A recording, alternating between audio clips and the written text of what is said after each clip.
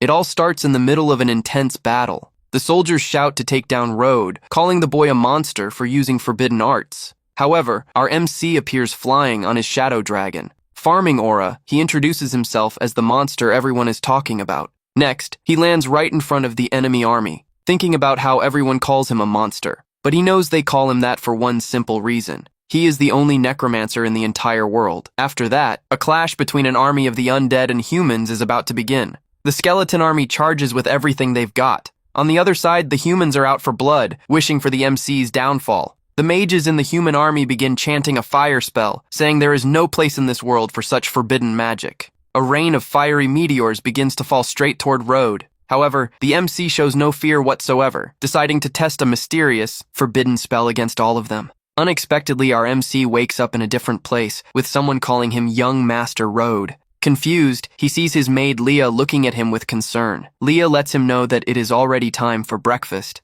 Touching the mirror, Road realizes something strange is going on. Looking at his reflection, he discovers he has traveled 20 years back into the past. He remembers that in his previous life, at 32 years old, he reincarnated into another world. In that place, he became the ultimate necromancer and the most powerful mage, commanding an unbeatable undead army. Road recalls that they tried to eliminate him and that he ended up returning to the past by using a mysterious spell. Seeing that he is lost in thought, Leah tells him to hurry up, warning that the Lord will punish him if he is late. Road apologizes to Leah and says he is heading out right now. The maid is surprised, wondering if that boy who apologized and smiled is really the same cold young master from before. Walking down the hallway, Road remembers he is the youngest son of a ruined noble family, previously known for being spoiled and lazy. He remembers how his family fell apart in the past and how everyone met their end while he stood by helpless. Even though he lost his powers, he still holds all his necromancer memories and vows to change everyone's destiny. After that, Road enters the dining room and finds his family gathered together.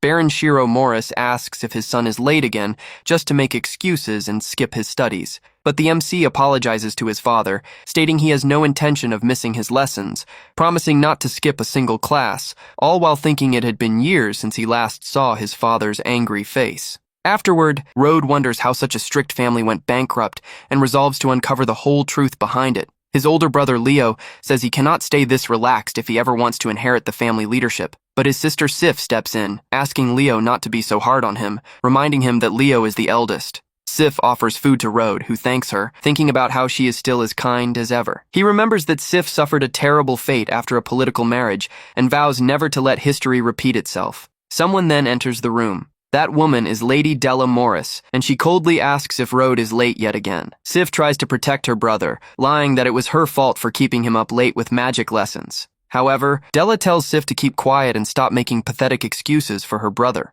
Della warns that her patience has run out, giving him a 1-week ultimatum to master magic or face expulsion from the family. Sif panics over the short deadline, stating that even their prodigy brother took a full month to achieve that. But the woman refuses to hear it, threatening to strip Sif of her family name if she keeps defending the youngest child. Following the threat, Sif looks down, replying that she would never dare do such a thing. Interrupting the argument, the MC accepts the 1-week challenge, leaving Sif frantic that he agreed to something so absurd. However, he remains confident, asking his mother what his reward will be if he meets the goal. Della says that if he actually pulls it off, she will grant any request he has. Hearing that, the MC strikes the deal on the spot, requesting permission to enter the Tomb of Heroes once he succeeds. The MC's father is caught off guard by the boy's proposal. He then agrees to the terms, stating that if the boy masters magic in 1 week, he will grant him entry to the Tomb of Heroes. Della remarks that a useless slacker like him would never be worthy of the hero's blessing, telling him to start packing his bags instead. Once outside, Sif runs after Road, asking why he did not just apologize to their mother instead of taking the challenge.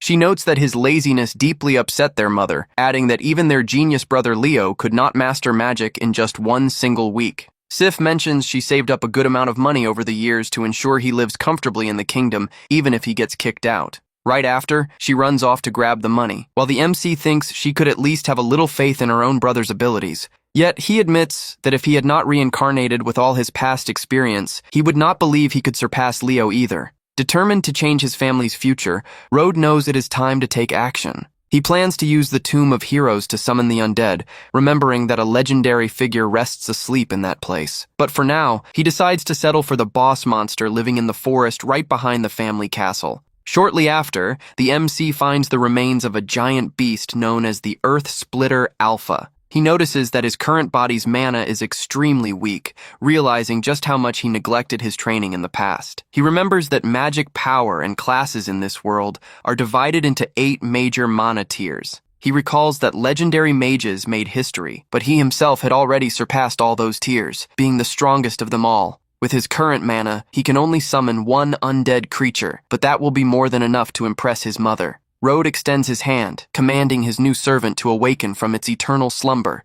and demands the creature bow before his supreme power. The ground begins to shatter, and a massive claw emerges from below, until finally, the beast breaks completely free. The monster slowly approaches Rode, then kneels before the boy, swearing loyalty as his new servant. The MC inspects the creature with mana visible in his eyes. He discovers it is an undead beast possessing destructive fire and earth abilities. He explains that a necromancer can use his servant's abilities, which will be perfect to prove he has mastered magic. Next, he fires a spell toward a tree, easily blasting a hole right through the middle of the trunk. The monster praises its master's strength, while Rode thinks that level of power is not bad at all. He recalls the creature, noticing that with his low mana pool, maintaining the summon drains almost all his energy. Still, the MC knows this power is more than enough to hush his demanding mother. After that, he recalls that the Tomb of Heroes is an ancient, sacred site where the powers of past warriors were sealed away. In that place, the souls of heroes welcome talented youth to grant them magic blessings, making access to the tomb everyone's dream. Rode remembers his brother Leo earned a blessing and became a war hero, which made their mother despise Rode even more. However, he reveals his plan is not to get a regular blessing, but rather the legendary being asleep inside. Arriving at the kingdom's noble academy, someone shouts the MC's name loudly. Sif is annoyed that he disappeared, complaining she told him to wait for her. She then advises him to keep cool so he does not upset their mother, saying she will beg on his behalf, but Rode tells her not to worry, promising he will not be kicked out of the family under any circumstances and would never abandon his beloved sister. Despite those confident words, Sif remains a bit anxious. At that moment, the maid appears, announcing that the young master's magic class is about to start. Rode asks Leah to lead the way to the classroom. Sif stays deeply concerned, thinking that talk is cheap if even Leo could not do it, deciding she must still plead with their mother. Entering the classroom, the MC finds himself surrounded by several other students from noble families. The youngest son of Baron Anta begins mocking him in front of everyone, saying the slacker who always skips class finally showed up. The other students in the room laugh, finding amusement in the humiliation. However, the teacher cuts the mocking short, stating class has started and ordering Rode to take his seat immediately. The MC recalls how he was humiliated every single day for lacking mana control, seeing that nothing has changed. He then bows to Professor Regu, wishing him a good morning and apologizing for being late. The teacher is surprised by the boy's manners, wondering if he really just apologized, since that is completely out of character for him. Rode walks calmly to his desk under the suspicious glare of the arrogant boy who taunted him earlier. The smug kid huffs in frustration, thinking the MC is nothing but a big hypocrite. The teacher begins the lesson, explaining that mana is a mysterious force and magic is how they control it. He details that after mastering mana, students will specialize in classes like mages, healers, or assassins. The teacher adds that everyone starts as an apprentice and can climb the ranks all the way to grand mages. A curious female student raises her hand, asking the teacher about the legendary mage tier. He answers that those mages are living myths and symbols of their nations, representing the ultimate dream for any magic practitioner. The master laments that today they only exist in legends, revealing that the kingdom of Tatis has not produced a legendary mage in 700 years.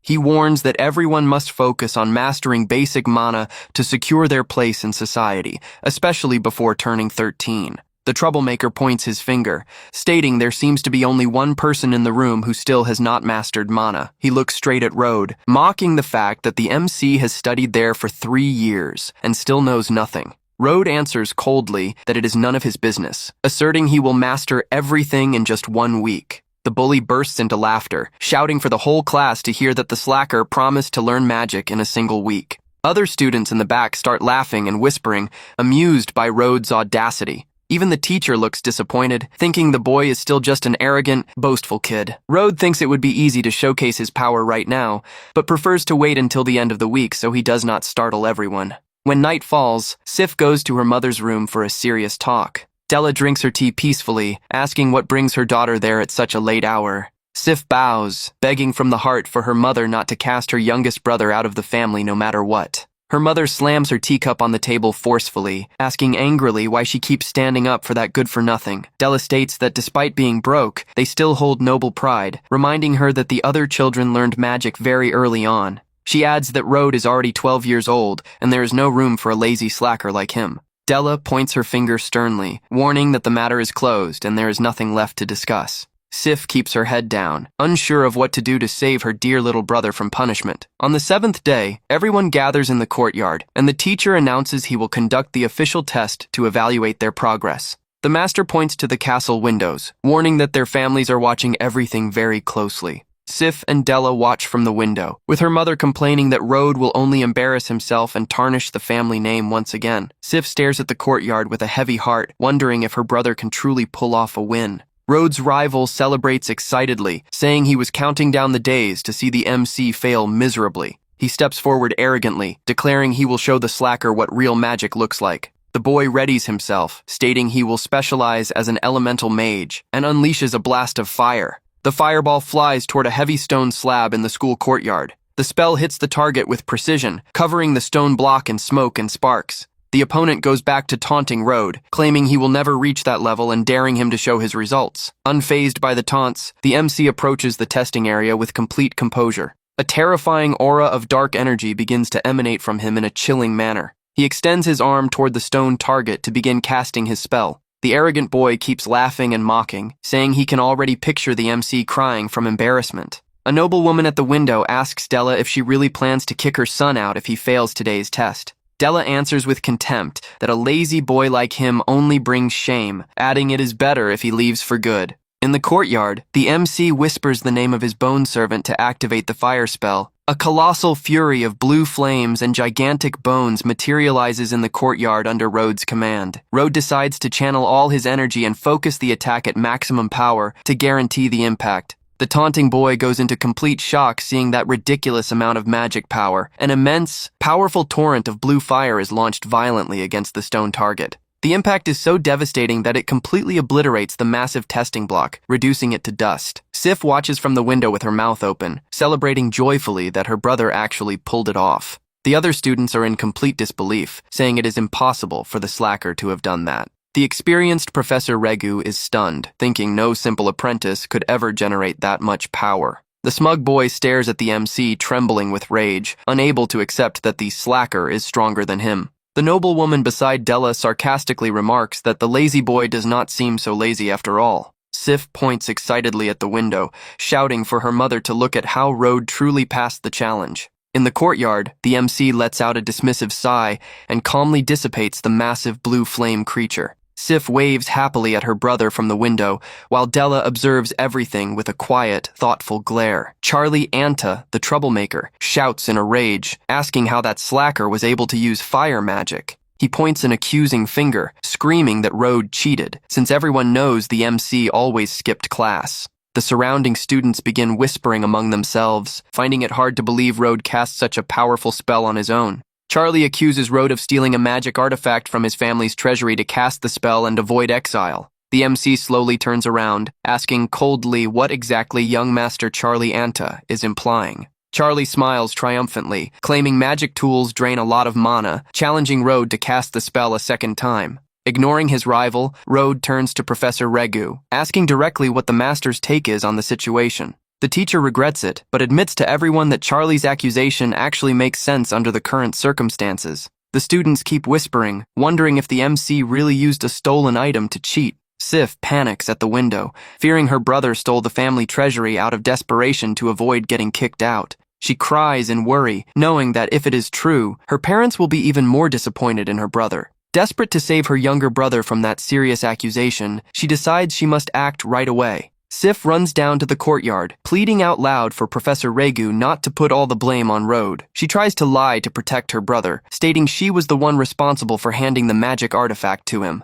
But before she finishes speaking, the MC firmly grabs her arm to interrupt her. He gently asks Sif to let him handle the situation himself and take control of the whole argument. Road asks the teacher if casting the exact same powerful spell again would be proof enough that he used no artifact. The master confirms that if he can cast the fire magic repeatedly, he will prove his innocence once and for all. The MC calmly agrees and begins unleashing his magic energy in an even more overwhelming manner. The youths around begin sweating in fear, feeling that colossal magic pressure is way too intense for a beginner. With a simple command, Road launches another massive, devastating magic blast against the stone debris. Charlie steps back, sweating in terror, realizing the slacker truly was not using any item at all. The MC does not stop there, gathering even more power in his right hand to show who is boss. He glares at his arrogant rival with a cold look, leaving his opponent completely paralyzed with fear. The remaining stone blocks disintegrate entirely under the tremendous force of the boy's consecutive strikes. Unable to handle the immense pressure, the bully collapses onto the ground, utterly terrified by the scene. One of the students asks, trembling, if that imposing warrior before them is really the failure everyone used to know. Sif turns to her mother, asking if she will finally give up the idea of casting Road out of the family now. Della looks away, saying she accepts him only for now, as there will be no room for him if he goes back to being lazy. Professor Regu shouts for the whole courtyard to hear, officially declaring that Road used no cheating artifacts. The day comes to an end, and a beautiful sunset begins to cover the MC's family's luxurious castle. Later at the mansion, Sif and older brother Leo gather with Road to congratulate him on the big win. Road thanks them, and Leo mentions Sif has not stopped talking about the test for a single second, inviting them to eat together. The family gathers around the large dining table once again to enjoy their evening meal. The father congratulates Road, saying the teacher explained everything that happened and that he made the Morris family proud. He thanks his father and respectfully asks if the promise made earlier regarding the Tomb of Heroes still stands. The Baron confirms it does, letting him know the tomb opens in 1 month and promising to secure a spot for his son. Della warns that getting a spot was expensive, demanding Road secure a strong blessing to make up for the sacrifice. The father adds that the boy will now receive the same privileged treatment as his siblings, telling him to train hard. Road bows respectfully, thanking his father from the bottom of his heart for the recognition. Alone, he thinks to himself that the hero's blessing is useless to him, and that he will use necromancy to crown himself king inside the tomb. He recalls an unmarked grave belonging to a legendary warrior from the primordial era, planning to turn him into his next servant. But he knows the legendary warrior's soul is fading, and his current mana is still too low to summon him right now. He smiles confidently, knowing his father's new treatment will be the perfect chance to train and boost his power. After a month of intense training, Leah opens the bedroom door, announcing the Lord wishes to see the young master immediately. The MC stands up confidently, thinking that during this time, he managed to advance to the intermediate apprentice mage tier. Road feels strong enough to summon that soul, while his father orders Leo to take Road to the tomb and teach him the rules. Leo accepts the task promptly, answering with firmness and respect that he will fulfill his father's command. Next, a horse-drawn carriage travels down a dirt road in the middle of the forest, toward the sacred site. Inside the carriage, Leo asks Road if he knows how the hero blessing ranks work inside the tomb. The MC shows interest in the explanation, replying he is all ears to learn about the matter. Leo explains that blessings are split into 5 rarity tiers, ranging from common white to legendary red, granting immense powers. Road asks what rank Leo obtained, and his brother humbly answers he only managed to get a purple blessing. Road is surprised, knowing a purple rank is extremely high, explaining why Leo became a hero in the royal army. Sif praises her brother, saying, getting any blessing is tough, and a purple one is nearly impossible, even if Leo feels weak. Sif turns anxiously to Road, advising him to give it his best shot to at least get a common white blessing. Road chuckles, telling her not to push him, thinking she would smack him if she knew he did not want a blessing at all. They finally reach the entrance of the Grand Tomb of Heroes, guarded by massive statues of armored warriors.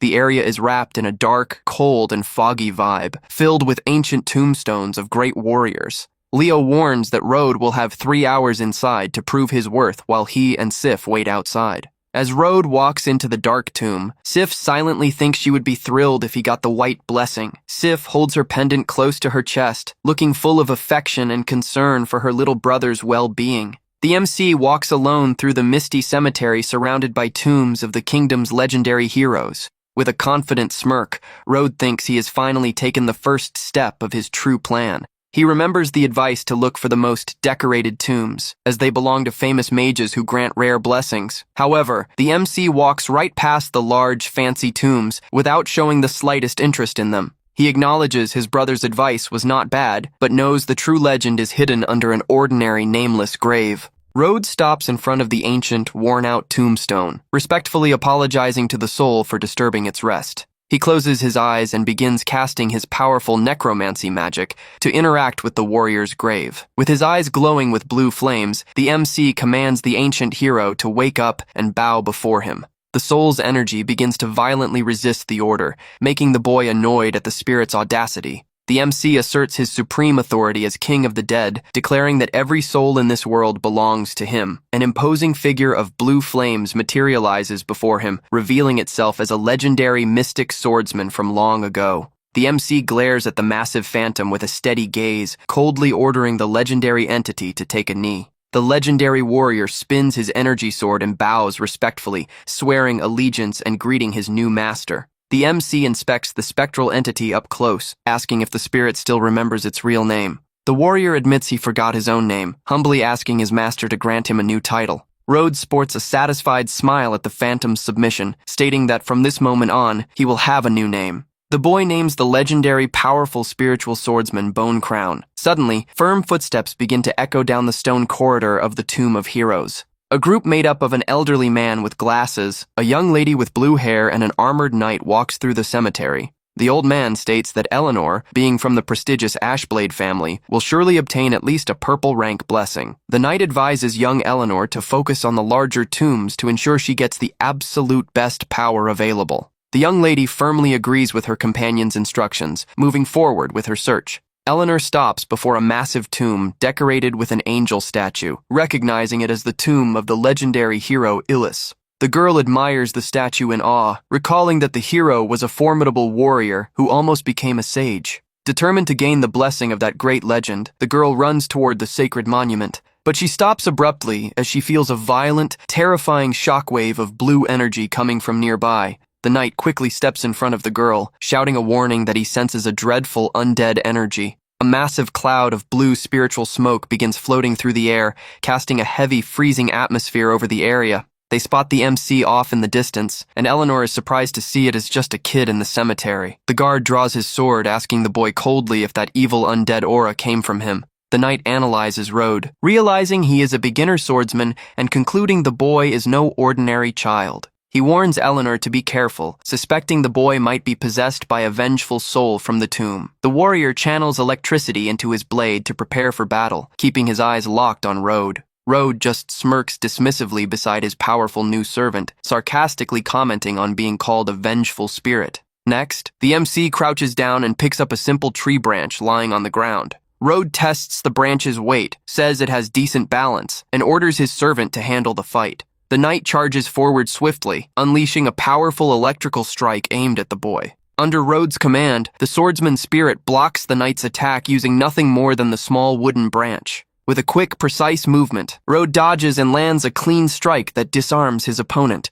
The knight is left in total shock, stunned by the boy's extraordinary speed. The MC glares at him coldly under his hood, radiating an intimidating, unbeatable aura. Eleanor watches everything in shock, unable to believe a seasoned swordsman was beaten by a child using a tree branch. She studies Rhodes, noting he seems to be around her age, wondering how he pulled off that impossible feat. Annoyed and confused, Eleanor points at the boy, demanding to know who he is, and mentioning she belongs to the influential Ashblade family. Eleanor's grandfather quickly steps in, sternly scolding her and telling her to watch her mouth with the boy. The young girl gets terrified seeing her own grandfather's serious, worried reaction toward Rhodes. Rhodes remains standing in silence with his face hidden under his hood, observing the noble family's reaction. The elderly man analyzes the MC, thinking even he could not take down the guard that easily, questioning if the boy got lucky or is a monster. The defeated knight kneels before the elder, asking for another shot to fight the boy again. However, the noble elder attacks his own guard in anger to immediately cut off his insolence.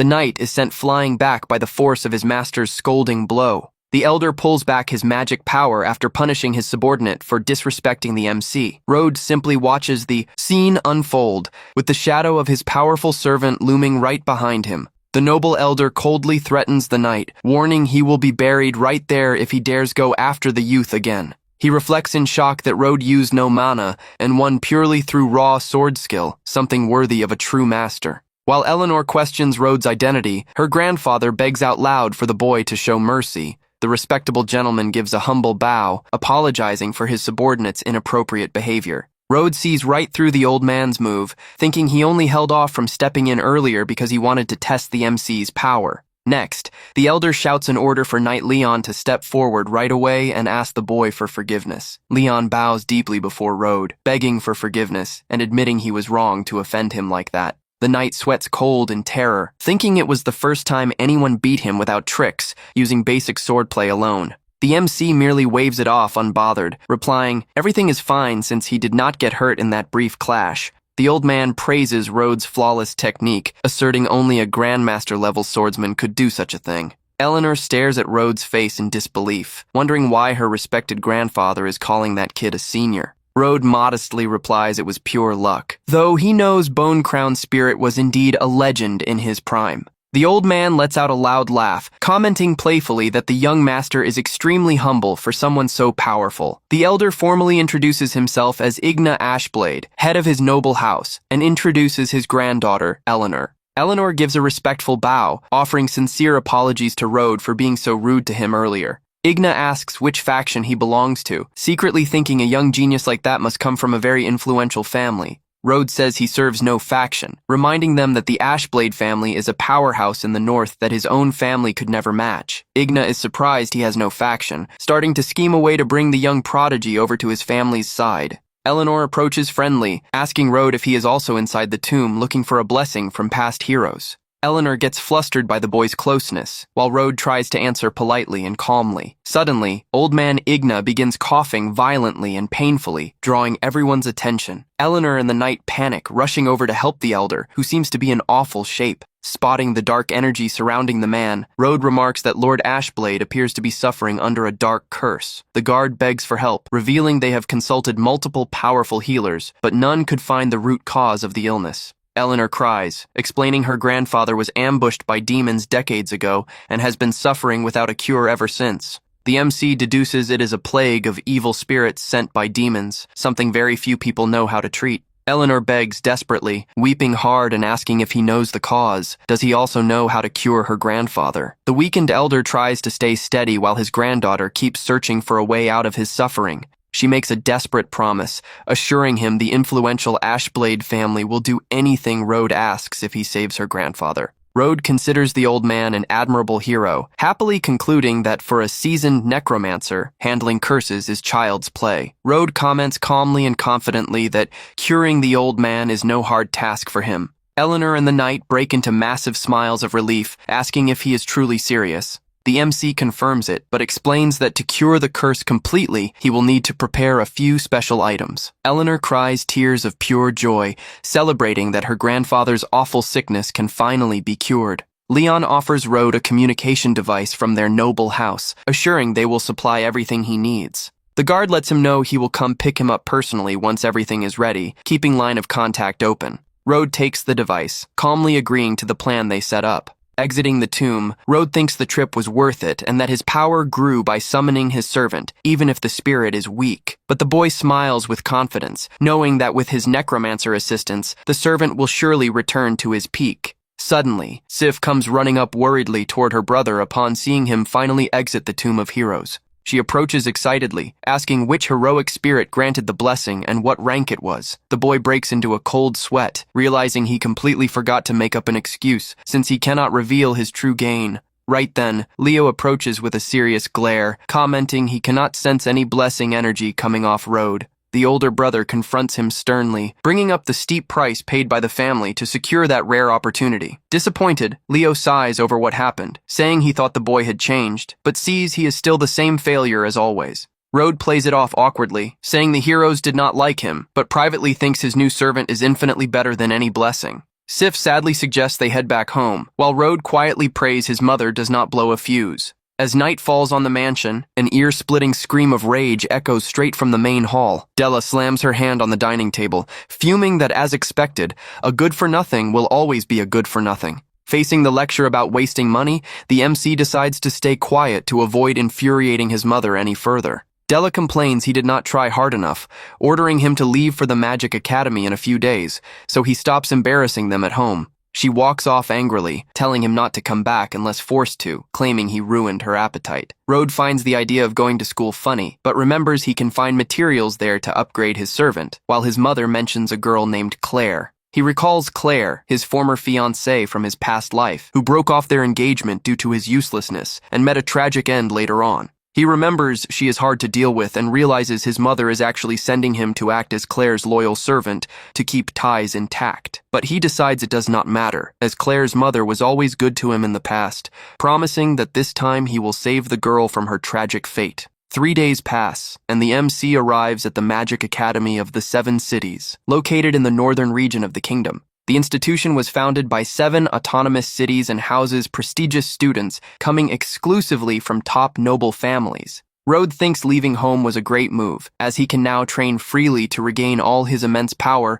as the king of the dead. Suddenly, a stunning young lady with black hair draws everyone's attention as she walks across the courtyard, identified as the heiress of House Flora. Some students look at her starry-eyed, talking about her beauty, and lamenting the fact that she is already engaged to another noble. The MC quietly observes the courtyard bustle, waiting for the right moment to make his move at the school. Claire's advisor informs her that Rode was sent to accompany her, and the girl spots him from afar, calling him a slacker. The man reminds her it is a family order, and that despite their bankruptcy, Rode's brother holds potential, making the young lady accept the deal reluctantly. Claire decides to let him hang around as her lackey, thinking his presence might ward off some annoyances around school. Rode observes Claire's attitude, thinking she carries the exact same arrogance as before. In the middle of the courtyard, a familiar voice shouts enthusiastically, calling for young Master Rode. It is Eleanor, who approaches surprised to see that a powerful swordsman like him is also attending that academy. She excitedly concludes he must be there on a top-secret mission, like investigating families tied to demons. The boy discreetly asks her not to call him master in public, but the young lady agrees while calling him master again out of habit. She asks what she should call him then, and Rode tells her to just use his name, taking the chance to ask about her grandfather's health. Eleanor shares that her grandfather is doing the same, but they are wrapping up gathering the materials he requested for the cure. Claire yells angrily from a distance, asking what the MC is waiting for to follow her. Rode replies he is coming and jogs over to her, leaving Eleanor confused as she watches the scene from afar. The blue-haired girl is bewildered, wondering who that sassy girl is who dares talk to her master like that. Claire complains about Rode's weakness, while other students whisper intriguingly, seeing the boy walking so close to the Flora heiress. An arrogant boy named Anderson Rune shows up in the courtyard, and students mention he hates anyone who tries getting close to Claire. Anderson puts on a fake, cheesy playboy smile upon spotting the heiress of House Flora in the middle of the school courtyard. He approaches dishonestly, asking why she did not let him know she arrived, saying he would have loved to escort her. Rode observes him, remembering Anderson loved to show off and humiliate him in his past life, concluding he is still the same idiot. Annoyed by his presence, Claire points her finger, demanding Anderson leave her alone once and for all. Anderson, with a dark, obsessive look, asks her not to be so cold, reminding her of his feelings for her. Running out of patience for the arrogant boy's advances, she yells with all her might for him to get lost. She adds she does not care if he is Lord Rune's son, demanding he keep his distance from her. Anderson turns furious at being rejected, muttering with hatred that she is an ungrateful girl. He loses his temper and reaches out aggressively with an open hand toward Claire to try and grab her by force. However, the MC acts fast and delivers a precise slap, knocking Anderson's aggressive hand away from Claire. Rode walks calmly beside Claire, leaving behind a furious, humiliated Anderson. Holding his sore wrist with hatred in his eyes, the troublemaker wonders who that kid is who dared cross him. Another student comes running over and whispers in Anderson's ear, revealing Rode's true identity. He scoffs in derision, learning the boy is the failure of House Morris, pissed off by his nerve to interfere in his business. Anderson runs up and grabs the MC's shoulder tightly from behind to try and intimidate him. The MC turns around with a spine-chilling glare, releasing a terrifying aura that radiates pure danger. The surrounding students panic, discussing Anderson's ruthless reputation and saying the MC is totally done for. Showing zero fear, Rode coldly tells his rival to back off, reminding him Claire already told him to step down. Claire watches the MC in surprised confusion, wondering if that slacker is actually risking himself to defend her. Rode brushes the aggressor's hand off his shoulder with a quick, subtle move, ending the unwanted physical contact. Anderson shakes with rage, asking him who he thinks he is to ruin his fun, but senses the danger radiating off the boy. Under the hood, the MC's glowing blue eyes emit a deadly glare that freezes his opponent in fear. Anderson's henchmen quickly step in and pull him back, reminding him the courtyard is packed and House Flora's people are watching. Anderson backs off grudgingly under the watchful eyes of several students, muttering angrily that the kid just got lucky today.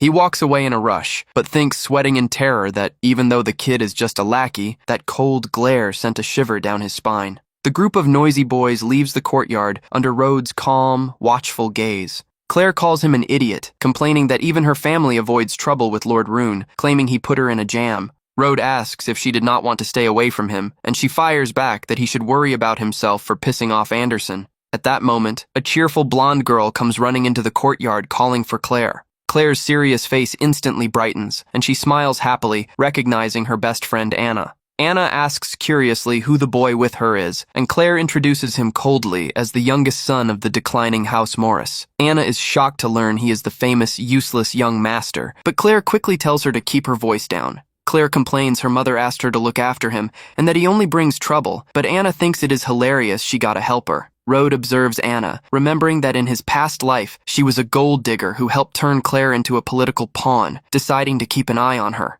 Once in the classroom, Rhodes thinks the lessons are useless to him, but remembers the school vault holds a valuable item called the Tear of the Dead. He plans to steal that power crystal of ancient souls, knowing it will serve to dramatically boost Bone Crown's strength. Shortly after, the elderly teacher ends the theory class and dismisses all the students from the room. Anna stretches happily, celebrating the end of class and saying she really wants to go somewhere fun. She invites Claire out, but her friend acts maturely, reminding her they need to focus on their studies to become great mages. Anna pushes with fake buttering up, saying Claire is super talented and a small break to have fun will do no harm. Anderson suddenly pops into the conversation, enthusiastically agreeing with Anna's idea to head out. He invites them to a major reserved banquet at the Crystal Tavern to celebrate the first day of class, saying it would be an honor. Anna pretends to be surprised by the high cost of the place, but the rich kid scoffs at the money, while Rhodes just watches the chat from the back. Anna pressures Claire to take the offer, praising Anderson's generous offer to cover everything. She takes the chance to throw a petty jab, comparing the generous heir to certain useless people who are good for nothing. Facing so much pressure from her best friend, Claire gives in reluctantly, agreeing to go to the banquet. Anna celebrates excitedly, leading her friend toward the exit, while Rhodes follows them quietly right behind. Right then, Rhodes' communication device glows, and Leon's voice announces that all cure materials are finally set. The MC quietly instructs the knight to meet him directly at the Crystal Tavern later on. Students begin leaving the academy grounds under the beautiful golden light of the late afternoon. Seeing the MC following them in the courtyard, Anna turns around annoyed, asking who gave him permission to tag along. Rhodes ignores the insult, watching Claire and remembering that in his past life, the girl vanished for several days right after this party. Knowing she returned deeply saddened and changed from that disappearance, he decides he must watch her closely to find out what happened. Anna complains angrily that Rhodes is ignoring her, while Claire tells the boy class is over and he does not need to follow her anymore. Anderson steps up with a fake smile, saying it is fine, insisting Rhodes can tag along if he wants to come.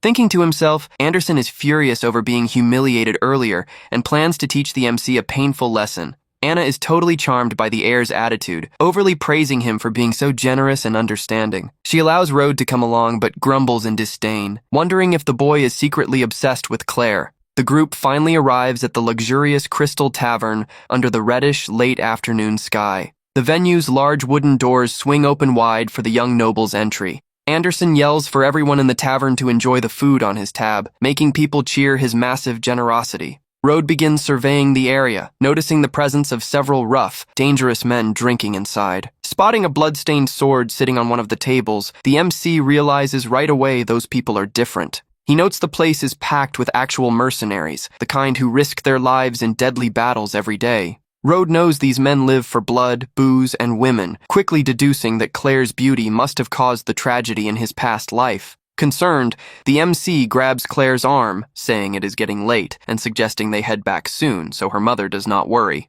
Before the girl can answer, Anna steps in roughly, slapping Rhodes' hand to make him let go of Claire's arm. Anna yells furiously that she is sick of him, complaining that following them was bad enough, but trying to take Claire away before the party starts is too much. Claire awkwardly agrees, explaining she made a promise to Anna and cannot just back out on her word now. Anderson butts in with irritation, warning Rode not to push his luck, saying if he wants to leave, he should go alone and respect everyone. All that shouting draws the attention of the rough mercenaries around, who begin staring at the youths mockingly. A mercenary walks over laughing, mocking the young nobles and commenting that instead of getting coddled at home, they decided to party there. The man steps even closer to the group of students, locking his eyes straight onto young Claire. With a creepy expression of pure malice and glowing red eyes, he comments that they even found a very attractive girl. Anderson gets outraged, demanding answers from the manager on why those mercenaries reeking of blood are still in the building. The rough warrior turns with a murderous look of pure rage, asking what that brat just said about them.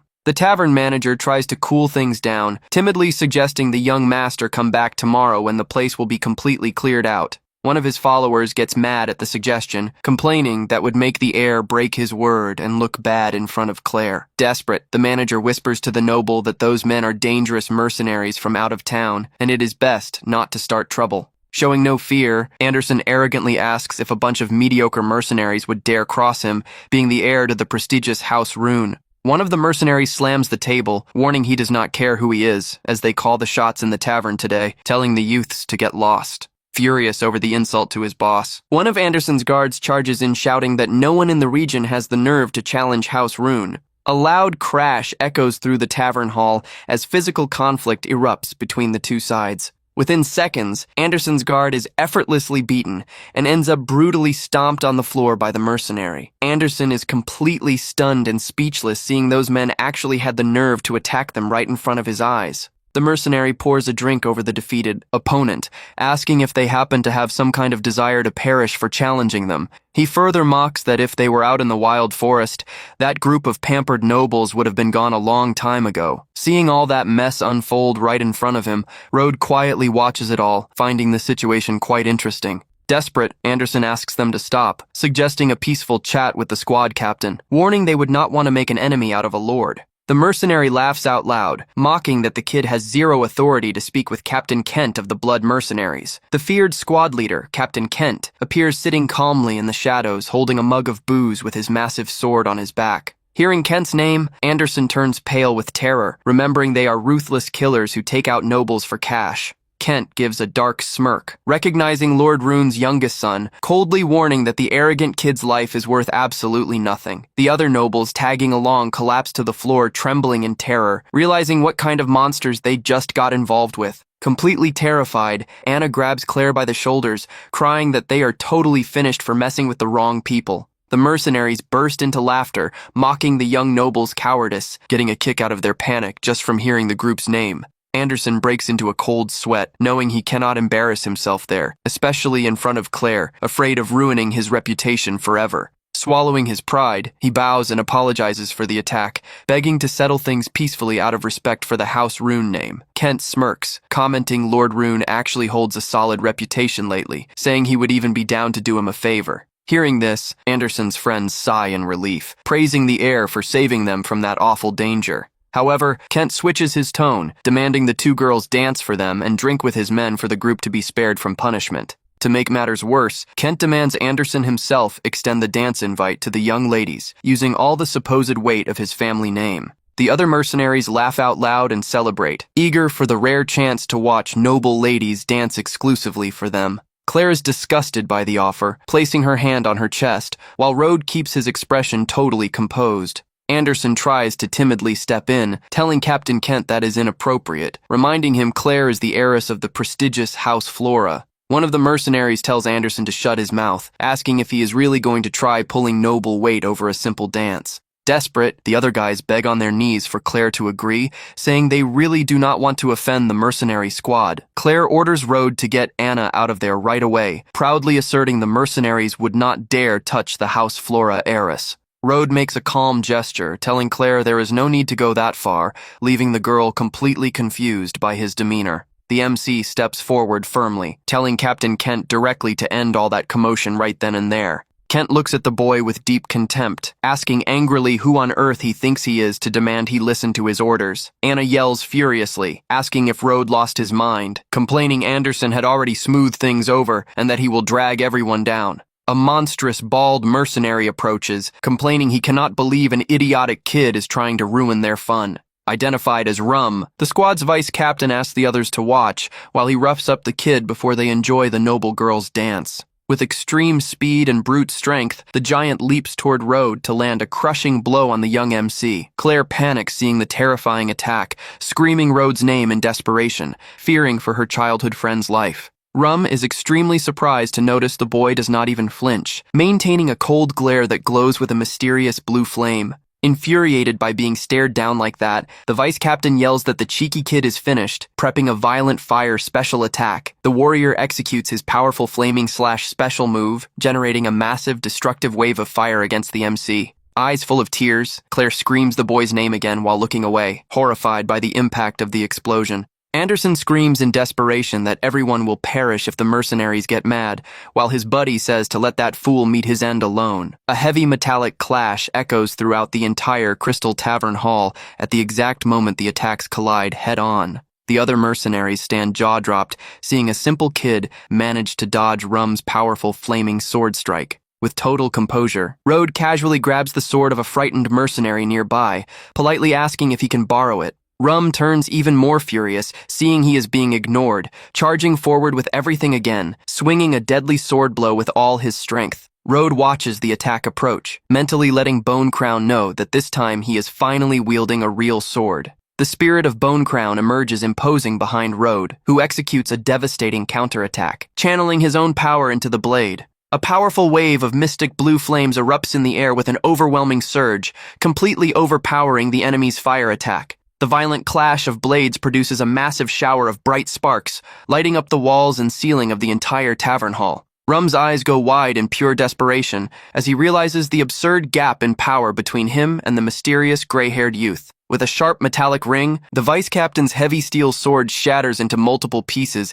under the unbelievable force of Rode's strike. In total disbelief, Rum stares at his broken weapon handle, desperately wondering how a kid that age managed to destroy his sword. Consumed by embarrassment, the vice captain curses the MC in his thoughts for making him look like a fool in front of his boss and crew. Rum leaps toward Rode with clenched fists, arrogantly shouting that mercenaries are unrivaled experts in hand-to-hand combat. He throws a violent punch aimed right at the boy's head, clearly intending to end his life that very instant. Easily dodging the punch, Rode reflects that he still lacks the raw physical strength needed to clash head-on with warriors of this tier. A scary skeletal silhouette with glowing red eyes begins materializing through the dense mana fog generated by the boy. The vice captain tries to back away in fear, but is caught off guard when a massive mystic skeletal claw grips his neck relentlessly. Summoning his powerful blue flame technique, the MC casts Roaring Inferno to completely engulf his unsuspecting opponent. A gigantic pillar of blue fire blasts up from the ground, launching the vice captain's massive body sky high with extreme violence.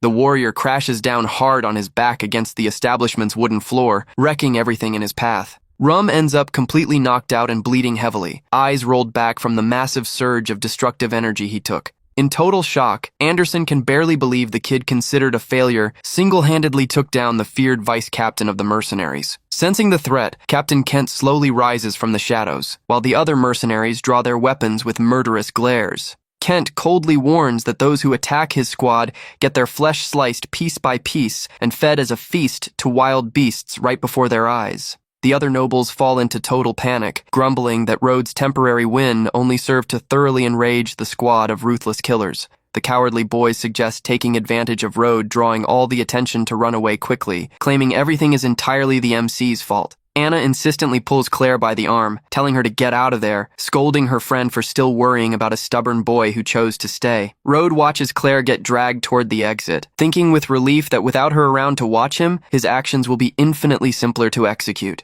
Kent gives a sadistic smirk, warning the boy he won't eliminate him, but rather make him suffer all night long before demanding a massive ransom from House Morris. With a deadly glare, Rode coldly plans to wipe out everyone inside, thinking Captain Kent would make a reasonably useful undead servant for his army. As the MC wonders to himself how much Kent's life is worth, heavy, firm footsteps of a mysterious newcomer echo through the tavern. Surprised by the sudden interruption, Kent turns enraged toward the entrance, shouting to know who the bold intruder is who wishes to meet his end. The man who just walked in is Knight Leon, stepping through the tavern hall with complete elegance and authority. Kent stands completely shocked and horrified recognizing the warrior, asking trembling what Lord Leon is doing there. Ignoring Kent, Leon approaches Road with extreme respect, asking with concern if those men managed to hurt him. He chuckles at himself, commenting it is impossible for them to lay a finger on the MC, reminding that not even he would last a single blow against Road. Kent gets extremely confused and horrified, wondering why the legendary Lord Leon treats a mere kid with so much respect and calls him master. Leon turns furious, demanding to know who gave Kent authorization to threaten Road, revealing he is an honored guest of the powerful House Ashblade. Kent realizes he is completely finished, as House Ashblade rules the North with an iron fist, and a single mistake against them could wipe out his entire squad today. Without hesitation, the captain drops to his knees before Road, begging for mercy and asking forgiveness for his unbelievable nerve and blindness. The other mercenaries stand completely dumbfounded, seeing their proud captain lower himself and beg for leniency from that youth. Kent offers the official symbol of the Blood Mercenaries as a peace offering, humbly asking Master Road to accept his apology. He declares total loyalty from then on, promising his group of mercenaries will be entirely under Road's orders and commands. Road reflects that having Bone Crown by his side, a living and loyal mercenary group is far more useful to him than a pile of corpses. The MC picks up the medallion and decides to spare their lives for now, taking into account only Knight Leon's intervention. However, even deciding to spare them, Road coldly thinks an exemplary punishment is still extremely necessary for the captain. A chilly, mystic wind suddenly blows through the place, making Kent feel a terrible shiver of pure fear spread throughout his body. Blue flames begin dancing silently around the captain, who remains frozen before the MC's dreadful presence. The scary bone spirit emerges from the shadows and strikes the mercenary's soul with sharp claws, breaking his resistance in an instant. Kent screams in excruciating pain as an invisible force drains his vital energy, leaving him on the verge of collapse on the tavern floor. Road calls Leon for them to leave, completely ignoring Kent's agonizing cries as he still begs on his knees not to be eliminated. One of his henchmen runs to help Kent, letting his captain know the mysterious kid, and the knight finally left the venue. Still shaking and exhausted, Kent whispers, relieved that they were lucky not to enrage the kid any further, as otherwise the squad would have been wiped out today. Leon guides the MC into a fast carriage, letting him know Lord Igna Ashblade is already eagerly awaiting his arrival at the mansion.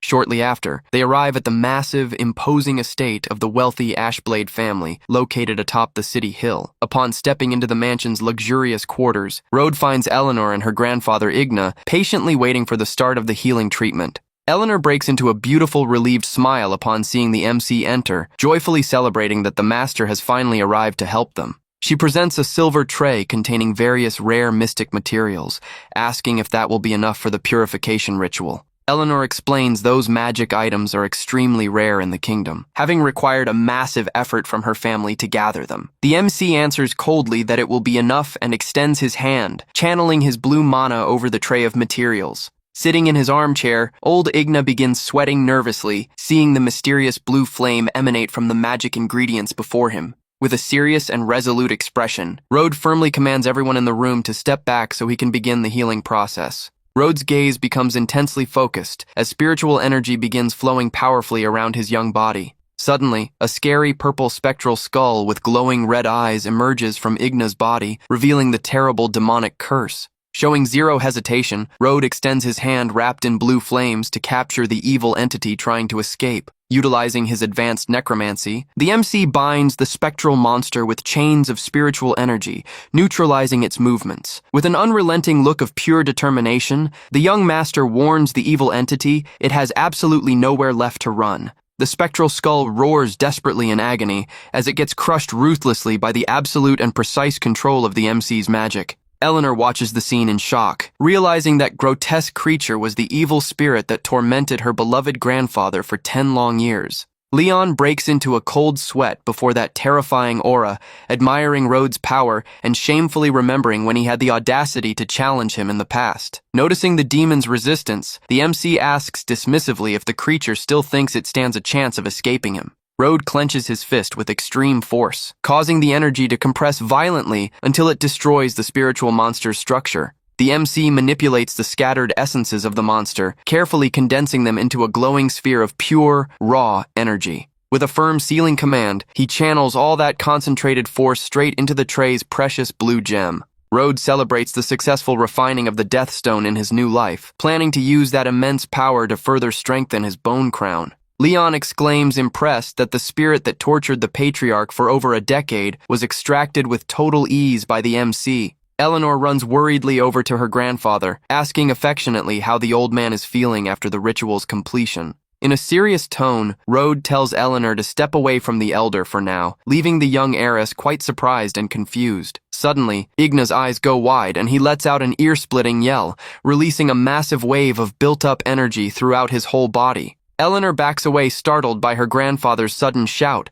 anxiously wondering what is really happening to his body now. Rode calmly explains the monster was draining his vital energy, but now that it has been removed, the elder's full strength will begin to recover. Indeed, the powerful patriarch stands up imposing, wrapped in an overwhelming golden aura, signaling the triumphant return of his true power. Igna looks surprised at his own hands, celebrating that he regained his power, in addition to reaching peak intermediate archmage level. He lets out a laugh of pure joy, commenting he never imagined that at his age he would still have the chance to become an advanced archmage. Emotional, Leon recalls. House Ashblade was being suppressed by rivals due to the curse, but realizes their fate has finally turned around. The knight observes the MC's back, thinking with deep gratitude that all of it was only possible thanks to Master Rhodes' generous help. Eleanor runs to her grandfather, super confused by that drastic change, asking without understanding what is actually going on right now. Rode explains the curse trained the elder's body for 10 years, and Igna's strong constitution was what enabled his massive current breakthrough.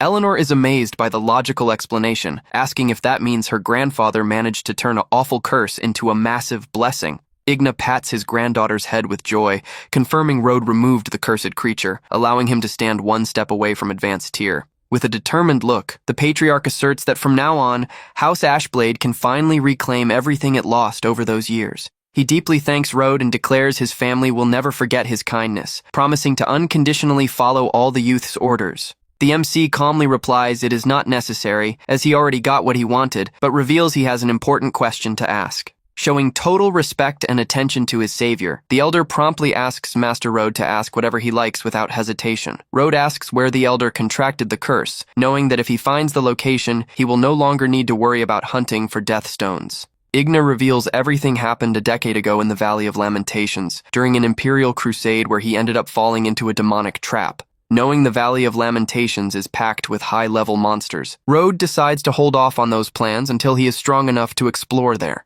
The scene switches to the royal carriage traveling down the road, while Leon politely calls the young master's attention from inside the vehicle. The knight lets him know the new residence he requested is completely finished and sits very close to the magic academy of the 7 cities. The MC steps down from the vehicle calmly to finally check out the new spot that will serve as his base of operations in the region. Standing before him is a massive, luxurious estate, featuring incredible architecture worthy of top-tier royalty. Rode feels slightly awkward, muttering to himself that he had only asked for a simple place to crash, not a mansion of that scale. Back at the main mansion, the sound of old Igna's cheerful laughter echoes happily down the massive corridors of the Ashblade family castle. Eleanor fondly comments her grandfather hasn't stopped laughing for a long time, reminding him Master Rode left their house hours ago. The grandfather apologizes, saying Rode is the most mysterious and strong person he has ever met, advising Eleanor to build a solid bond with the youth. Eleanor gets slightly embarrassed by her grandfather's advice,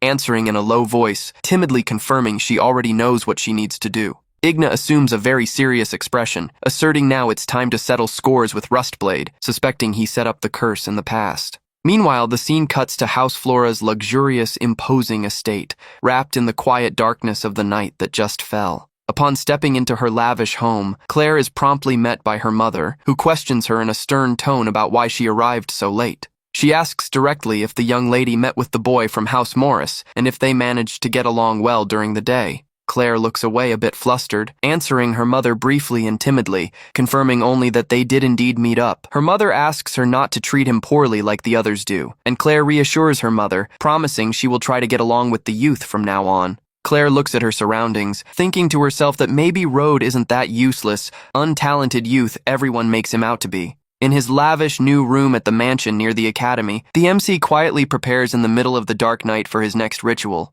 Holding the gleaming death stone firmly in his hands, the young necromancer decides the exact moment has finally come to upgrade his technique. With resolve in his voice, Rode summons his faithful spirit servant, Bone Crown, by name, who immediately begins responding to the call. The powerful spectral servant materializes kneeling amid scary blue flames, answering his master's command with total loyalty. Road knows Bone Crown decayed over time, but with his flawless swordplay, he won't be at a disadvantage against anyone below Advanced Archmage. The MC raises the glowing blue magic gem into the air to begin transferring spiritual energy directly to his loyal warrior. With authority in his voice, Road commands his spectral servant to accept that valuable energy offering to kick off his mystic evolution. The bright blue gem suddenly shatters in midair, unleashing an overwhelming stream of tiny fragments of pure energy. Spiritual power begins floating around the hall in beautiful, glowing spirals of light, completely wrapping around the two individuals in the room. A scary, shadowy silhouette with glowing eyes emerges from the fog, voraciously absorbing all that energy released into the air. A loud crackle of blue static energy echoes through the room,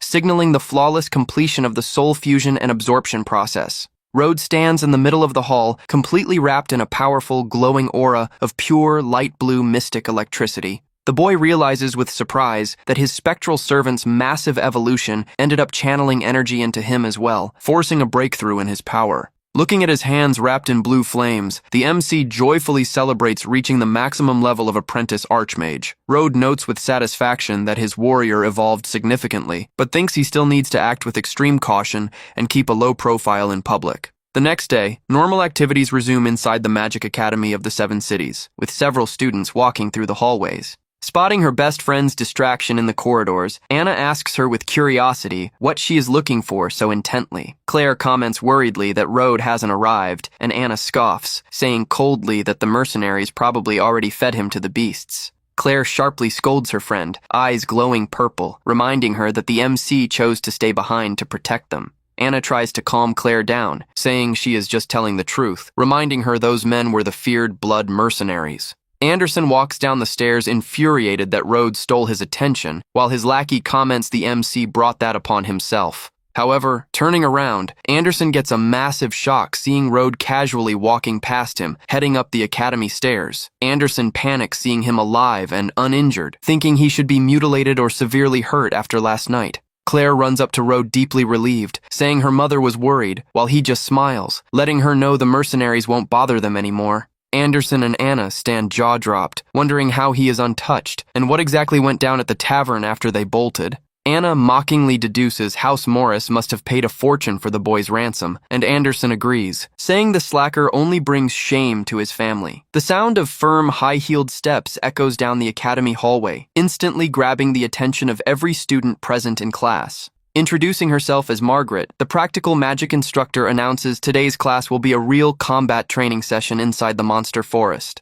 Rhodes remembers that forest is the blood mercenary's turf, concluding he needs to stay sharp to guarantee Claire's safety. Very discreetly, the MC holds his magic communication device to link up with his trusted subordinates. Stepping away from the group in the academy hallways, Rhodes activates the communicator, calling Captain Kent directly to get intel. On the other end, Kent answers promptly with deep respect, saying he is at his service to reveal absolutely everything he knows to the Master. Rhodes asks for complete details on the monster forest, reminding him his squad operates there and should know every secret of the territory inside out. Kent reveals an ancient tomb in the depths started leaking dark energy, driving wild creatures wild and spawning a small horde of monsters. He warns that hardly anyone returned alive from deep investigation, cautioning the area near the tomb is extremely dangerous and strictly off-limits. Kent assures common creatures pose no threat to the boy, offering helpfully for his men to guide Rhodes through the mystic forest. Coldly, the young master declines the offer of assistance, saying that information is more than enough for his plans.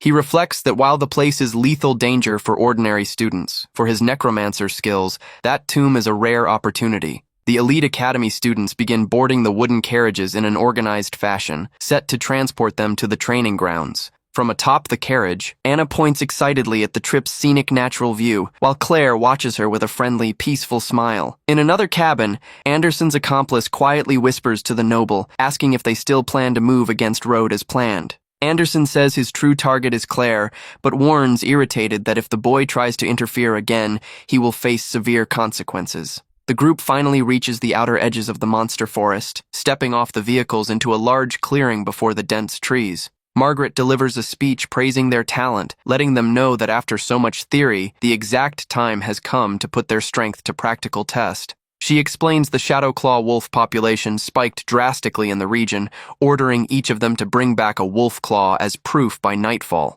Suddenly, a fiery flash erupts among the forest trees, and a massive fire explosion violently shatters the clearing's silence. An immense fireball obliterates one of the forest targets, making students cheer excitedly at Anderson's incredible magic feat. Holding bright flames in his hands, Anderson smiles confidently, thinking this is his golden chance to impress Claire with his combat magic. Anna is totally amazed by the display, urging Claire for them to join his group to complete the hunt safely. However, Claire hesitates, thoughtfully suggesting it would be much safer to stick by Rode, remembering not even the mercenaries beat him.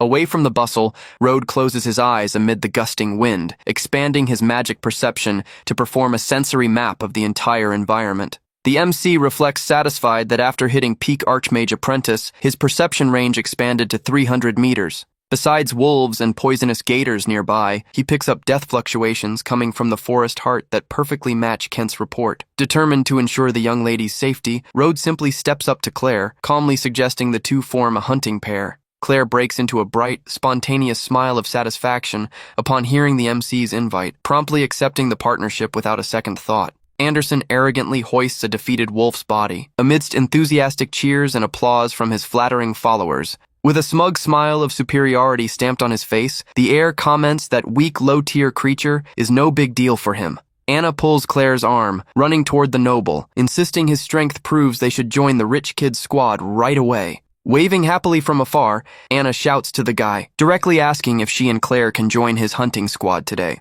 Anderson sports a massive smile of extreme satisfaction, promptly agreeing, promising he will personally handle both young ladies' safety on the hunt. Suddenly, a soft rustling of leaves echoes behind a bush where a striped beast rested peacefully on a mystic rock in the woods. The animal opens its eyes, taken over by a mysterious, evil purple energy of wild rage, prepping to leap and strike a lethal attack. The creature reveals itself as a gigantic, terrifying black beast with glowing eyes, wrapped in a dense, scary, mystic aura of destruction. Sensing the drastic shift in the forest atmosphere, Rode looks back suspiciously, focusing his attention on the beast's strange behavior. Suspicious, Instructor Margaret senses the terrifying presence of a monster lord on the perimeter, noting Rode also seems to have spotted the grave danger. Margaret quickly orders Rode to watch the other students while she rushes deep into the forest on a mission to hunt down and eliminate the dangerous alpha beast. Anderson huffs in annoyance at the teacher's instruction, questioning why a slacker like Rode should protect him after he wiped out a wolf. Rode ignores his grumbling, reflecting that the death aura is driving local beasts insane, creating danger none of those young nobles can handle. Oblivious to real danger, Anderson keeps bragging to the class, promising to hunt every wolf claw for the group to student applause. The student group continues walking cautiously in silence through the monster forest, beneath the canopy of dark trees. Anderson finds the sudden silence weird, wondering where all the wolves that were everywhere moments ago went. Suddenly, a fierce wolf leaps out, and Anderson arrogantly celebrates, taunting Rode to watch his grand bravery. The young noble channels energy into his hands, hurling a powerful fireball straight at the beast charging toward him. The massive fireball hits the monster square in the head, generating an immense flash and a bright explosion of flames in midair. To the guy's horror, the beast emerges from the fire with its body completely untouched, showing not the slightest sign of pain or injury. With extreme agility, the wolf executes a violent leap, brushing right past the terrified Anderson, completely ignoring his strike. Sweating cold, the guy screams in desperation, unable to grasp why his fireball that used to one-shot wolves failed this time. The enraged wolf opens its sharp jaws, letting out a terrifying roar, revealing eyes consumed by evil red energy. As Anderson cowers in fear to protect himself, the MC Rhodes silently appears in the background, casting his roaring inferno. The beast's eyes reflect the glare of intense blue flames, suddenly appearing in the air, instantly quenching all the monster's rage. Anderson stands completely jaw-dropped, seeing Rode with his mystic blue flames, unable to believe his rival's absurd power. The monster drops defeated and lifeless onto the forest floor, its body still emitting smoke and traces of Rhode's spiritual energy. Claire is blown away seeing Rode beat in a single blow the wolf Anderson was totally unable to hurt or stop. Anna realizes, sweating in terror, that Rode survived the mercenaries thanks to his own strength, unable to accept the slacker holds so much power. Noticing there are too many beasts in the area and he can't fight them all at once, Rode plans to summon his giant earth splitter. The MC runs off alone toward the forest's dangerous area, while Claire screams in desperation, begging him to come back immediately. Heading deep into dense woods, Road is quickly surrounded by dozens of glaring, furious wolves locking onto him with killer instinct. Showing zero fear before the wild pack, Road firmly orders his powerful skeletal summon to materialize. The earth shakes violently, and the earth splitter emerges, crushing the ground with massive bone claws, destroying everything around Road. Mounted on the massive creature, Road commands his servant to wipe out all wolves corrupted by dark mana in that part of the forest. The earth splitter opens its massive jaws, letting out a deafening roar of pure destruction, channeling the terrifying power of blue flames. With a brutal crash, the skeletal monster slams the ground with extreme violence, sending the wolf pack flying all at once. Anderson feels the attack's impact from afar, falling into panic, begging for the terrifying earth splitter not to come anywhere near them. Claire worries for Road's safety, but Anna dismissively complains he abandoned them and must have been devoured by the creature. Anna, trembling, begs for Anderson to protect them, making the noble sweat cold and hesitantly agree while trying to hide his terror. The earth splitter continues its relentless hunt in the dense woods, easily crushing wolves under its young master's orders. The giant mystic bone summon stands imposing amid blue fog, having easily wiped out all wild threats in the area. Road spots a few wolves not under the dark fog's influence, calmly ordering his servant to spare them and let them flee. The colossal bone monster obeys, standing still in the clearing while frightened animals run toward the safe part of the forest. A rustling of moving leaves and bushes suddenly breaks the dense woods' silence mysteriously nearby. On the other side, Anna holds her head in utter terror, screaming, asking if the terrifying giant creature really came toward them. Seeing it's just regular wolves running in panic and not the giant monster, the young lady sighs in massive relief, celebrating dodging the worst. Anderson instantly regains his confident stance, heroically promising he will handle Claire and Anna's safety against regular wolves. Meanwhile, in the heart of the dense mystic woods, Instructor Margaret concentrates an immense amount of magic energy into her battle staff. With an extremely focused glare and eyes glowing golden, she locks onto the colossal monster, prepping her most destructive magic strike. She executes her powerful celestial fire spell, projecting an immense blazing pillar of destructive light and heat straight skyward. Margaret celebrates the destructive attack's success, seeing the powerful monster lord end up completely charred and reduced to ashes on the ground. However, she notices the beast had dark mana in its body, worriedly concluding something terrible is going horribly wrong deep in the woods. Suddenly, her eyes go wide, seized by dreadful shock as she senses a new, terrifying spiritual presence emerging nearby. The steady sound of approaching hooves frightens the teacher, revealing a bizarre mounted silhouette wrapped in dense, light blue mystic flames. The phantom horse steps on muddy ground, leaving glowing blue energy tracks, confirming the dreadful threat finally revealed itself. It is the legendary Undead Knight, appearing imposing mounted on his skeletal steed as the true source of all dark fog. Margaret realizes in shock the terrifying creature is a spectral knight revived straight from an ancient mystic tomb in the depths. She notes his power is absurd, and his intermediate archmage aura is responsible for driving all local beasts insane. Even being outmatched in power, Margaret knows if she retreats, all students will perish, deciding to risk everything to stop the creature right there. Without hesitating, she channels all her remaining mana at once, concentrating a colossal amount of extreme heat at her staff's tip. With a desperate cry of resolve, the instructor executes her supreme celestial fire meteor technique for her final strike. A giant pillar of destructive fire descends from the heavens like a blazing meteor, ripping through the air and lighting up the entire forest insanely. The massive, extreme heat attack lands with devastating precision right on the dangerous undead knight's head, triggering a massive explosion. A colossal explosion of reddish flames completely swallows the enemy, illuminating the forest with overwhelming intensity. Still panting and exhausted from mystic effort, Margaret sports a hopeful smile, wondering if she finally managed to beat the beast. Suddenly, the undead knight emerges unscathed from the fire, launching a fast, brutal slash that hurls the teacher far away. Road watches the spectral knight from afar in the shadows, while the injured instructor crashes heavily onto the damp forest floor. The MC praises the earth splitter for great work in the forest, calmly ordering the giant bone summoned to return. Right after, Road senses an absurd fluctuation of dark mana, focusing entirely on the terrifying spiritual presence radiating from the enemy.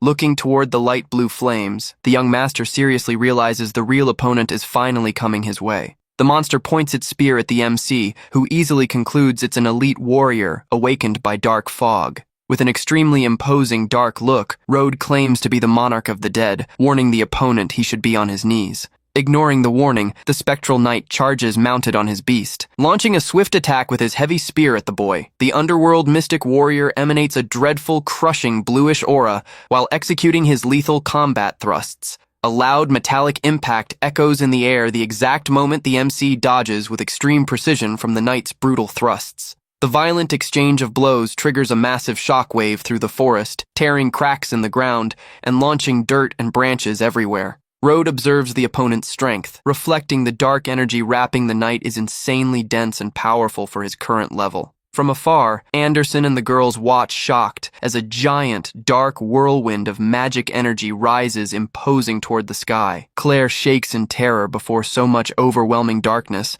admitting with hands over her mouth her body simply can't stop trembling. Anderson points at the whirlwind, tensely commenting that's the exact direction that foolish Road ran off to alone moments ago. Meanwhile, Professor Margaret lies severely injured on scorched ground, watching the terrifying mystic duel unfold before her. Even hurt and panting, her eyes widen in deep disbelief, witnessing the true force of Road's secret combat. Margaret tries to push herself up with extreme effort, knowing students are in that direction, and she must stop the monster at all costs. In the ruined clearing, the young necromancer stands still and calm before the undead knight still mounted on his mystic steed. Road accurately deduces the dark fog stripped the opponent's sanity, leaving only primitive instinct to hunt strong prey to evolve. Looking with contempt at the spectral opponent, the young master calls him pathetic, coldly warning he will put a final end to his suffering. The undead knight quickly prepares to unleash a new, crushing physical strike with his heavy mystic spear at the boy. The spectral creature stammers with difficulty amid blue mystic fog, recognizing the spiritual royalty aura radiating from the MC.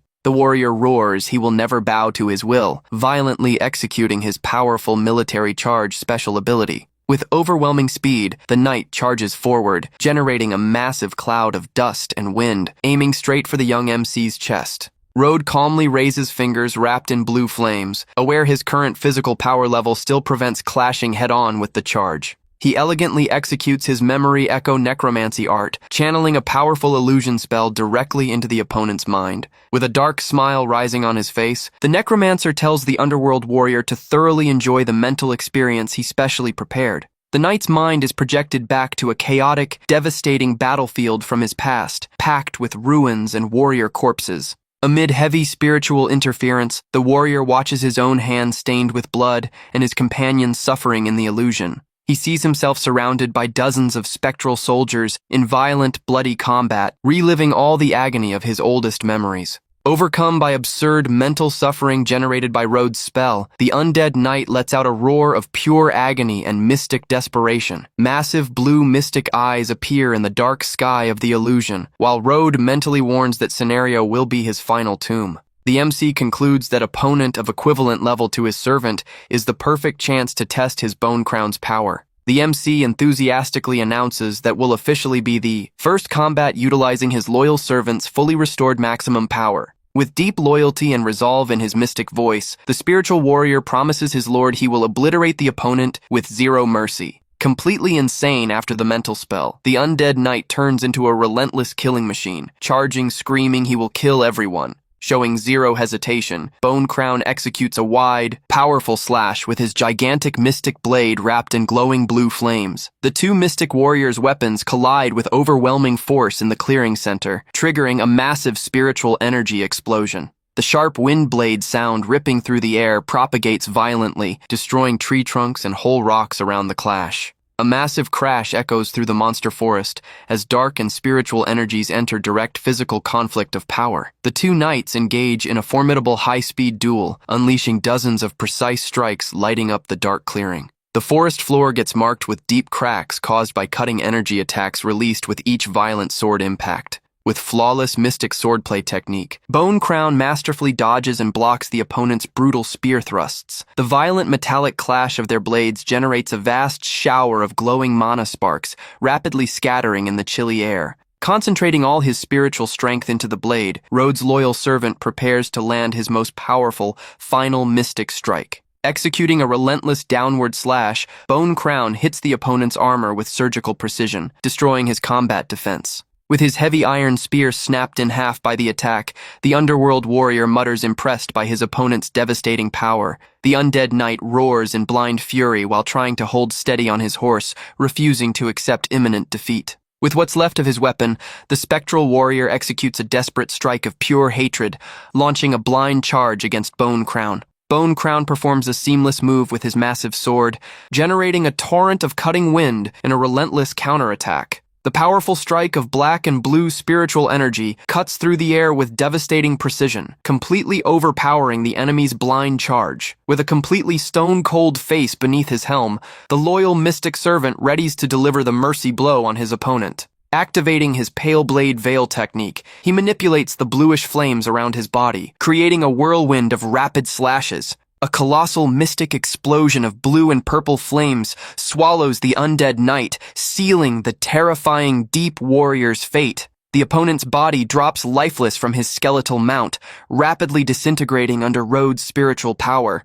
Road watches the ashes scatter in the wind, concluding the heavy, dark energy fluctuation finally vanished completely from the area. Bone Crown sheathes his giant sword, walking calmly back to his master after finishing his first big battle. The Phantom Warrior approaches with deep respect, kneeling before the MC to present the combat results. He had displayed the powerful, soul-stagnating piercing technique, securing an absolute crushing victory against the opponent. A massive stream of blue energy dissipates toward the clear sky, freeing that warrior's soul from its ancient dark slavery. In his mystic thoughts, the loyal servant proudly reflects his lord finally granted eternal rest of true death to the enemy. The skeletal horse and empty armor crash hard onto the forest floor, completely disintegrating into blue spiritual dust. Road watches in silence as the last traces of mystic energy rise toward the clouds, clearing the area's heavy atmosphere. Kneeling imposing, the mystic servant proudly reports to his master that the terrifying Shadow Knight was finally defeated. Road walks with total composure across the clearing's destroyed ground, coldly praising his servant for excellent battle performance. The MC easily picks up a small light blue flame fragment left over from the defeated enemy to purify it. Road laments the lost soul's suffering, using his necromancy to make it dissipate, wishing it rests in peace for all eternity. Holding her battle staff with effort, Instructor Margaret walks with difficulty back through dense woods looking for students. Panting and injured, the teacher repeats to herself she must stop the night no matter what to protect her students from real danger. Upon reaching the forest's ruined clearing, Margaret's eyes widen in huge shock at the scene before her. She spots young Master Road standing in the center of a giant crater of destruction, completely alone in the forest daylight. The teacher stands completely baffled, recognizing the boy, incredulously wondering what the young House Morris heir is doing there alone. Noticing the Phantom Knight's crushing aura vanished at that exact spot, she wonders, sweating in terror, if the boy was the one who took him down. Road turns with total composure, saying in a gentle tone of relief he is very happy to see the teacher safe and sound after the fight. Margaret approaches suspiciously, directly asking if he saw the terrifying headless knight awakened by dark mana in the forest. Lying naturally with his back turned, Road claims he saw no such beast, leaving the instructor confused about the crater. The MC alleges that Clearing was already totally devastated when he arrived following the Shadowclaw Wolves' tracks. Even though he denies it, Margaret felt no other massive energy nearby, suspecting the boy wants to hide his true mystic strength. Margaret decides to accept the story for now, but insists on thanking the boy on behalf of all students for helping with safety. The MC says to set that aside, maturely advising she shouldn't return to the group injured to avoid worrying students. Margaret looks at herself, quietly agreeing the boy is totally right and she needs to treat her wounds before returning. She raises her hands, channeling powerful golden restoration magic, healing her wounds and mending her torn clothes in seconds. Fully recovered with a pleasant smile on her face, the teacher looks back to speak with Road, but gets caught off guard by surprise. Margaret stands completely confused, noticing the MC vanished without a trace, wondering where he could have gone. Discreetly following dark mana traces through dark woods,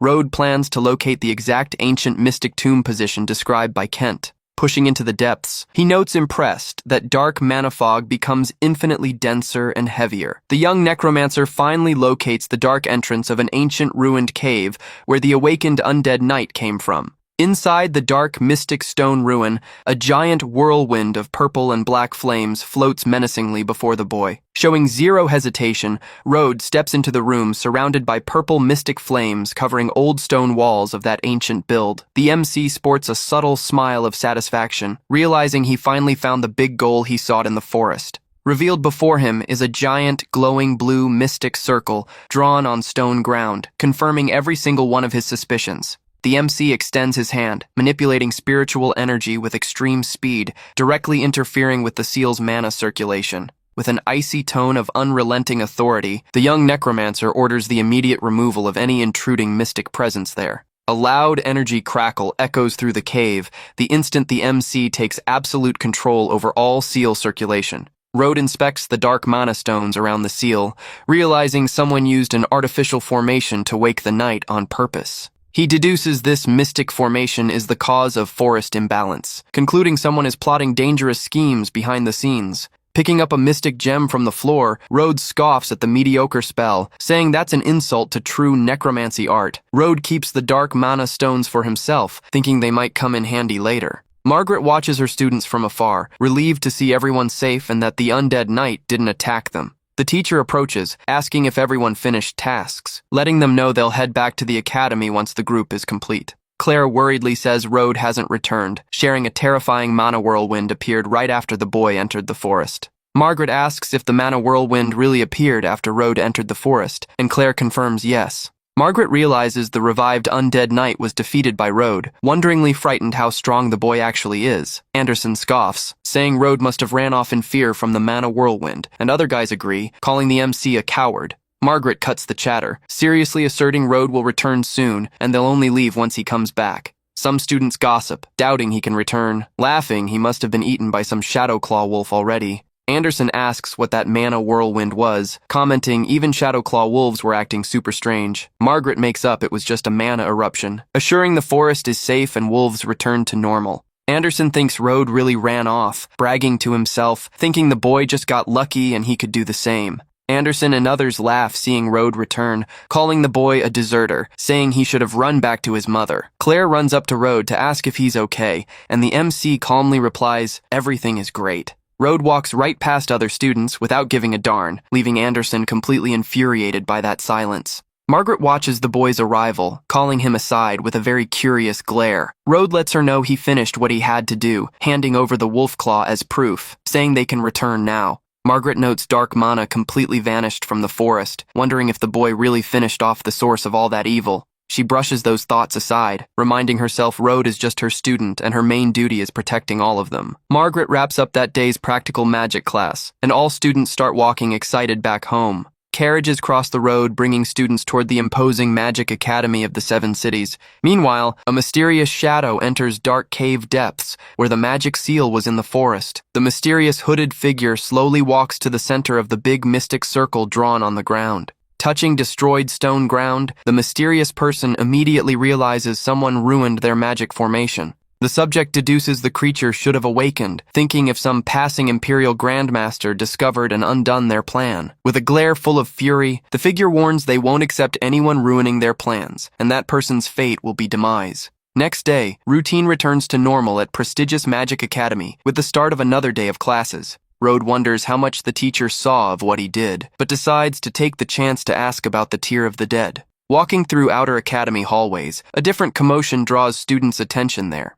A very sharp blonde youth walks calmly through the courtyard, drawing glares from several female students. The girls are charmed by young Kaya's looks, commenting he's way different from other pampered academy nobles. Anderson watches with envy and rage, complaining girls only care about Kaya because his brother is an important archmage. Noticing his classmates' rage, Rode directly asks if he hates the blonde youth that much. Anderson gets more annoyed, replying Kaya is his biggest rival, and he's the one who should be surrounded by pretty girls. The MC remembers in his past life, he also felt tons of envy toward Kaya, but now things are way different. Suddenly, firm footsteps echo through the courtyard, and someone stops right in front of the group where the boys are talking. Kaya pops up right in front of them with a sarcastic smile, asking excuse for them to get out of his way. Anderson gets furious at the boy's nerve, saying he's the one who should get out of the way, starting a tense argument in the courtyard. The two glare at each other with furious eyes, sparks almost flying off their glares from mutual rivalry levels. Other students start whispering worried about the fight, knowing both their families are insanely powerful. Margaret appears in the hallway, asking why they're blocking the entrance, suggesting they settle differences in today's combat class.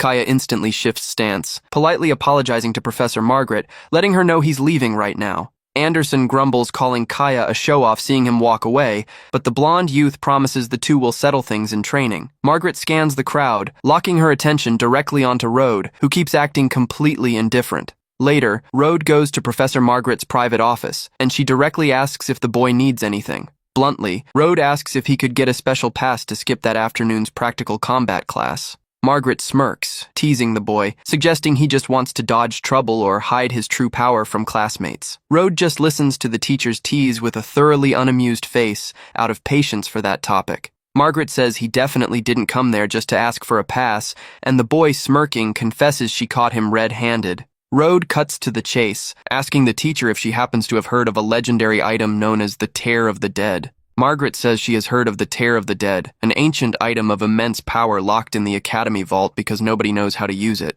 Curious about the boy's sudden interest, she asks directly if he wants to keep that mysterious ancient artifact. Rode looks steadily at the teacher, confirming quite firmly that yes, he does. Margaret apologizes, explaining she unfortunately lacks the authority to pull such a valuable treasure from that vault. The MC wonders if even she lacks permission, but the teacher soon reveals everything hinges on one condition. She promises to introduce him to an influential old professor if Rode joins the afternoon combat practice and shows her his real strength. Rode thinks to himself how clever and manipulative that teacher is. With few options to get what he wants, the MC gives in to the deal, agreeing to join the practical class. Later, all students gather in the big training gym to kick off physical activities for that day. In the gym center, young Eleanor Ashblade stretches wearing comfortable athletic gear. Boys whisper charmed by her beauty, commenting she comes from a mysterious family deeply respected even by Kaya. At that moment, students notice Kaya walking toward her. Gossiping rumors about him having a crush on Eleanor seem real. Kaya greets her politely, friendly, asking how her grandfather has been doing lately. Eleanor thanks him politely for the concern, answering with a sweet smile that her grandfather is recovering super well. Suddenly, she spots Rode entering the gym, extremely surprised to recognize her master there. Eleanor completely ignores Kaya's presence, turning excited to go meet the MC. Realizing she was going to call him out loud, Rode makes a subtle shush signal with a finger over his lips. She gets the hint right away, covering her own mouth so as not to leak the strong connection she shares with the boy. Kaya stands in absolute shock, realizing he was completely ignored by the girl over another student. He glares at Rode from afar with fury, wondering who that insignificant boy is who made Eleanor leave him talking to himself. Suddenly, an insanely loud impact noise forcefully echoes through the gym, startling those present. Anderson advances furious through the place, shouting Kaya will pay dearly for the taunt he pulled that morning. Kaya cracks his knuckles irritated, accepting the challenge on the spot, saying he's already in a terrible mood and will love venting rage. Meanwhile, one of Anderson's henchmen approaches Rode, who was sitting quietly on a side bench. The brute reminds Rode he also got in Kaya's way earlier, threatening him, telling the boy to stand up to get roughed up. A big crowd of students starts forming around the arena to watch the anticipated duel between Anderson and Kaya.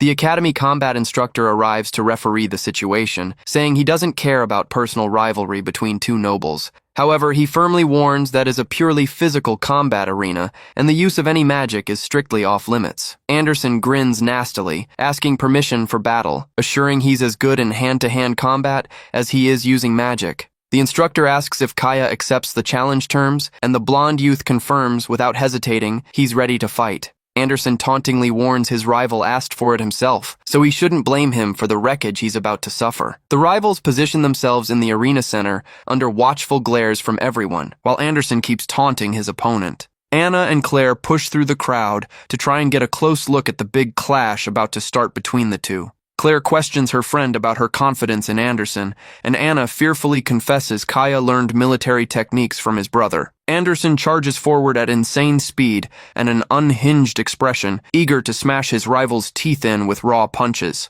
On the flip side, Kaya stays completely calm and focused, simply adopting a flawless combat stance. Anderson tries throwing a powerful punch, but the blonde youth dodges the attack with total ease and precision. Taking advantage of his opponent's missed strike opening, Kaya prepares a swift, crushing top-down counterattack. With a single, precise, devastating punch, Anderson gets slammed hard onto the floor, making a deafening thud.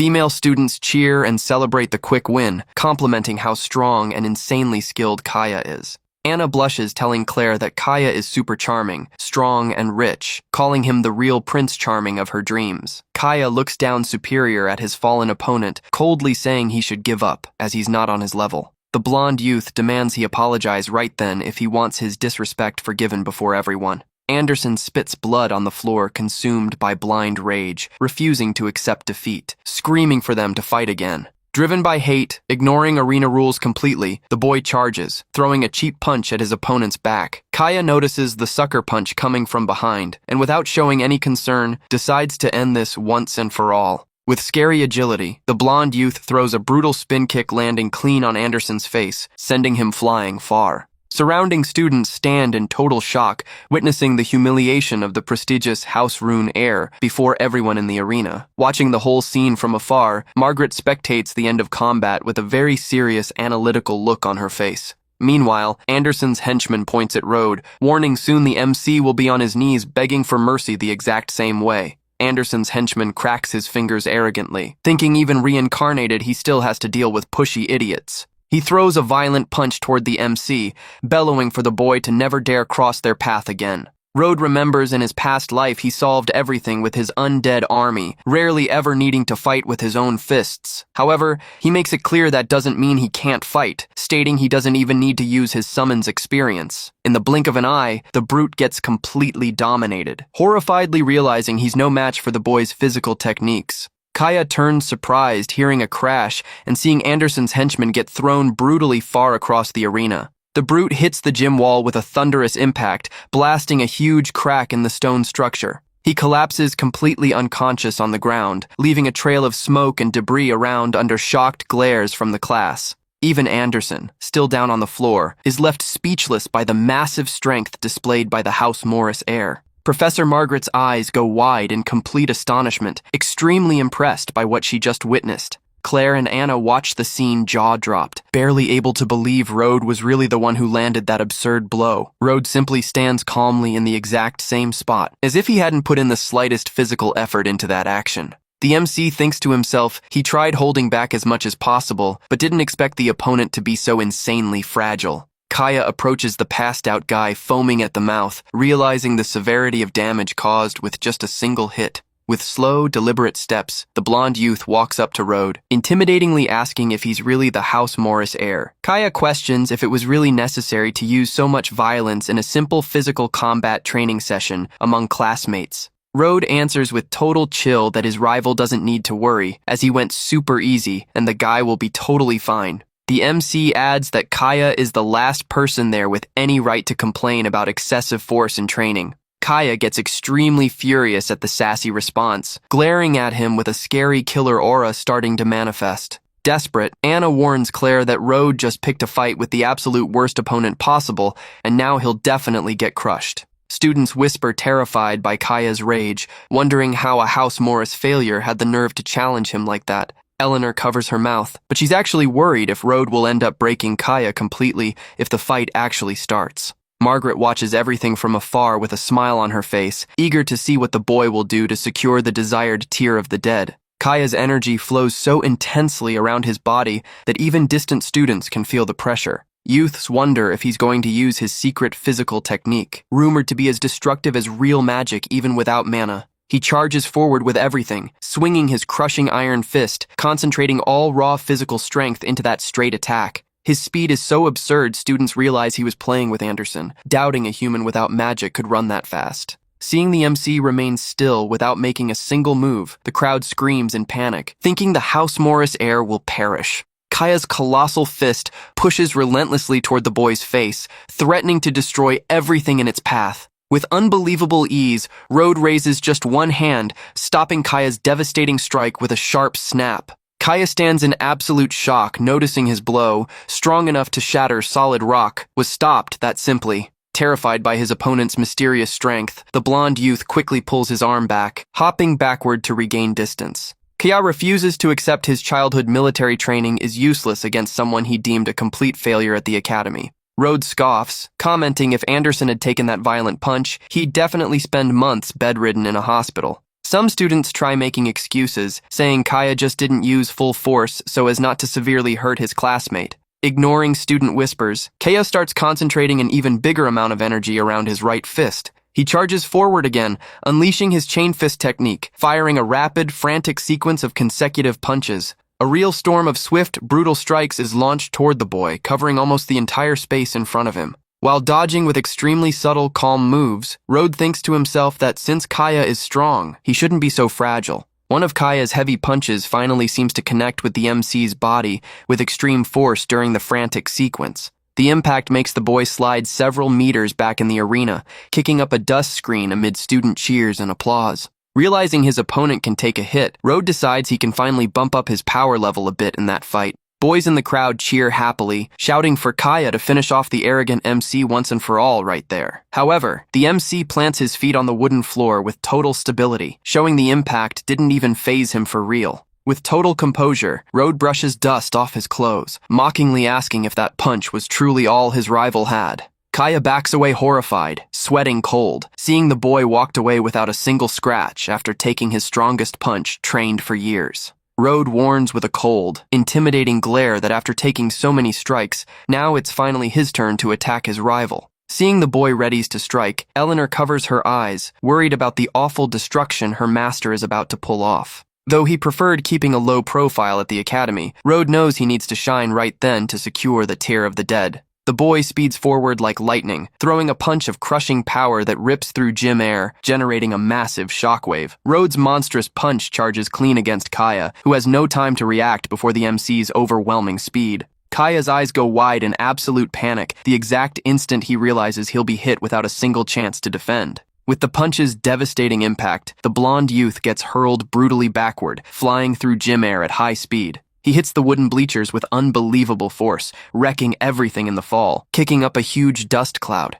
Kaya collapses completely knocked out and bleeding, sporting an expression of total defeat after taking just one single punch from Road. Anna stands completely lost, wondering in shock how the failure Road managed to beat the powerful, unbeatable Kaya. Claire observes the boy seriously, realizing his incredible victory at the tavern against mercenaries wasn't just luck. Several girls run over worried to help Kaya, while other students accuse Road of cheating and using excessive force. They yell annoyed the blonde didn't want to hurt Road, and if it were a real magic fight, the Morrisair would never win. The crowd demands Road apologize immediately, insulting him for getting kicked out of his own family due to lack of decency. Road just listens in silence, thinking in his past life he'd have sent his undead legion to finish off those fools. Suddenly, Eleanor pops up furious in the arena center, screaming for everyone to shut their mouths and stop talking trash right now. The MC glances sideways, surprised by the young House Ashblade heiress's sudden reaction and authoritative tone. She points her finger furious, questioning who they think they are to judge young Master Road's actions and impressive strength. She argues if Kaya's hit connected with anyone else it'd be fatal, telling the weaklings to stop embarrassing themselves there. Students stand speechless, whispering confused why such an important noble is standing up for the supposed Morris failure. Unbothered by outside chatter, she firmly holds the MC's hand to get him out of there ASAP. She says to leave right away and not waste precious time arguing with insignificant people like those. Under hateful glares from those present, Eleanor pulls the boy, and the two walk calmly toward the training gym exit. Kaya comes to in major pain, repeating Road Morris's name with deadly hatred burning in his chest from the humiliation. Meanwhile, Professor Margaret watches the dispersing crowd from afar with a serious, highly analytical look on her face. She smiles satisfied, confirming her suspicions about Road's power, deciding she can now introduce him to the old academy professor. In a lavish hallway, Road walks beside Eleanor, calmly asking if that hasty attitude of hers will be all right.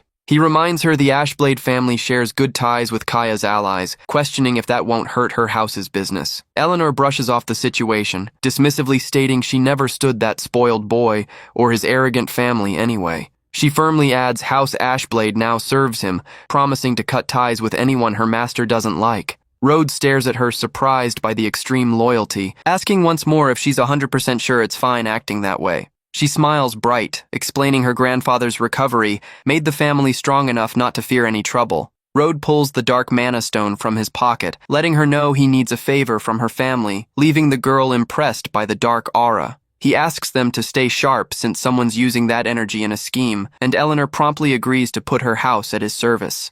That same night, Kaya's room remains plunged in quiet shadow, heavy with pure frustration. Holding a magic communication device, Kaya desperately begs his older brother for help after the incident. He angrily shares that the House Morris failure humiliated and publicly beat him right before young Eleanor Ashblade's eyes. Kaya adds the two seem super close, appealing that their family should never tolerate an insult of that tier. On the other line, the older brother listens intent, answering ice cold that he understands the situation perfectly. He lets him know a very dangerous man named Rennie will pass through the region and he'll ask him to pay the boy a special visit. Surprised, Kaya asks if he's referring to the legendary assassin known across the Empire as the Direwolf, and his brother confirms. Kaya bursts into a cruel laugh, celebrating that with this legendary assassin on the job, the cursed Rode Morris will definitely vanish from the world. While dark plans are drawn in the shadows, the door to a mysterious academy room opens very discreetly. Rode enters Professor Margaret's private office, calmly calling her while she observes the view through the window. Margaret turns, praising the boy's fight, thinking satisfied her hunch about him beating the knight was spot on.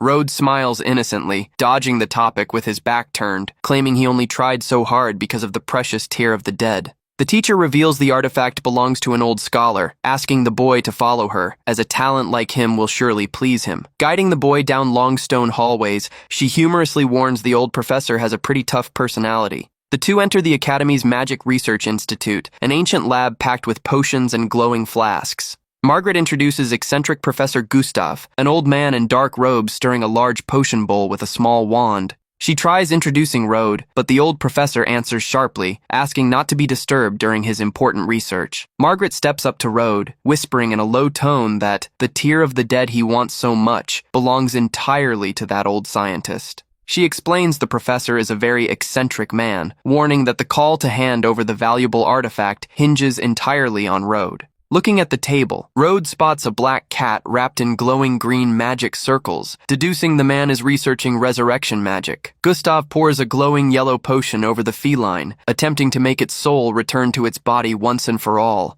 He locks his glare on the animal with high anxiety, eagerly waiting for the smallest sign of life or movement. Suddenly, the resurrection magic circle fails brutally, triggering a massive green lightning explosion consuming the place. Margaret screams, startled for the professor, while trying to protect herself from violent magic energy residue generated by the failure. Gustav collapses, defeated by the failure, claiming ancient texts guaranteed life energy should stabilize soul fragments. She thinks the old professor is obsessed with resurrection magic, and despite studying the soul, made zero real progress. Rode reflects that understanding of the soul in this world is way too shallow, explaining why a single real necromancer never emerged. The old man inspects the potion flask thoughtfully, confusedly asking himself if he somehow messed up the recommended dose. He pours even more magic liquid, hoping the lack of life energy was the real issue behind the failed attempt. The experiment explodes again even more violently, shattering glass windows and spreading green smoke throughout the lab. Rode spots the glaring mistake, thinking trying to use life energy on a dead soul is like trying to set solid ice on fire. Gustav screams, extremely annoyed at the fresh failure, agonizingly wondering where he went wrong following texts perfectly. The MC decides to step in, calmly suggesting the professor stop using those life energy-packed potions. Gustav turns angrily on the boy, snapping that even if Margaret spoke highly of him, that gives him no right to lecture his research. The old master throws in Rode's face that the boy never even studied basic soul theory and knows nothing about resurrection magic. He scoffs at the MC's presence, telling him to come back another time and ordering him not to bug him during experiments anymore.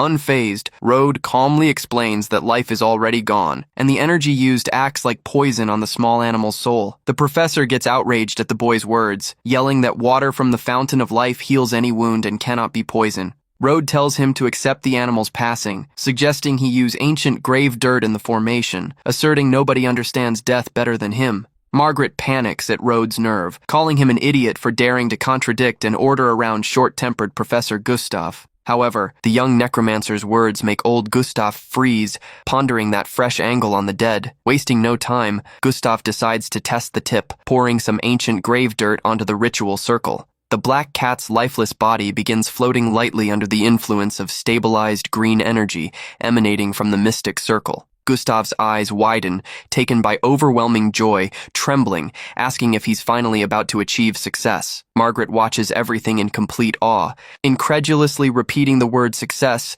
seeing the cat float under stable spiritual energy. The MC thinks if the feline had passed recently, it'd work, but since its soul already scattered, the process is way different. The young necromancer secretly concentrates his chilly energy, knowing full well only a true master of death like him could make it work. With supreme undead monarch authority, he secretly commands that animal's wandering soul to return immediately to its body. A strong stream of pure spiritual energy flows with extreme speed toward the small feline's motionless body on the table. In a fraction of a second, the feline's glowing green eyes pop open, confirming complete effectiveness of the boy's command. The black cat stands up meowing normally, but Rode knows this artificial summoned soul will only last 7 days max. Gustav and Margaret stand jaw-dropped in pure shock at the unbelievable resurrection that just went down right before them. The old scientist grabs Rode's shoulders in wild excitement, begging to know the boy's name and where he learned that fantastic theory. Margaret smiles, satisfied with the glory, proudly introducing the boy to her colleague, saying that's young Rode Morris.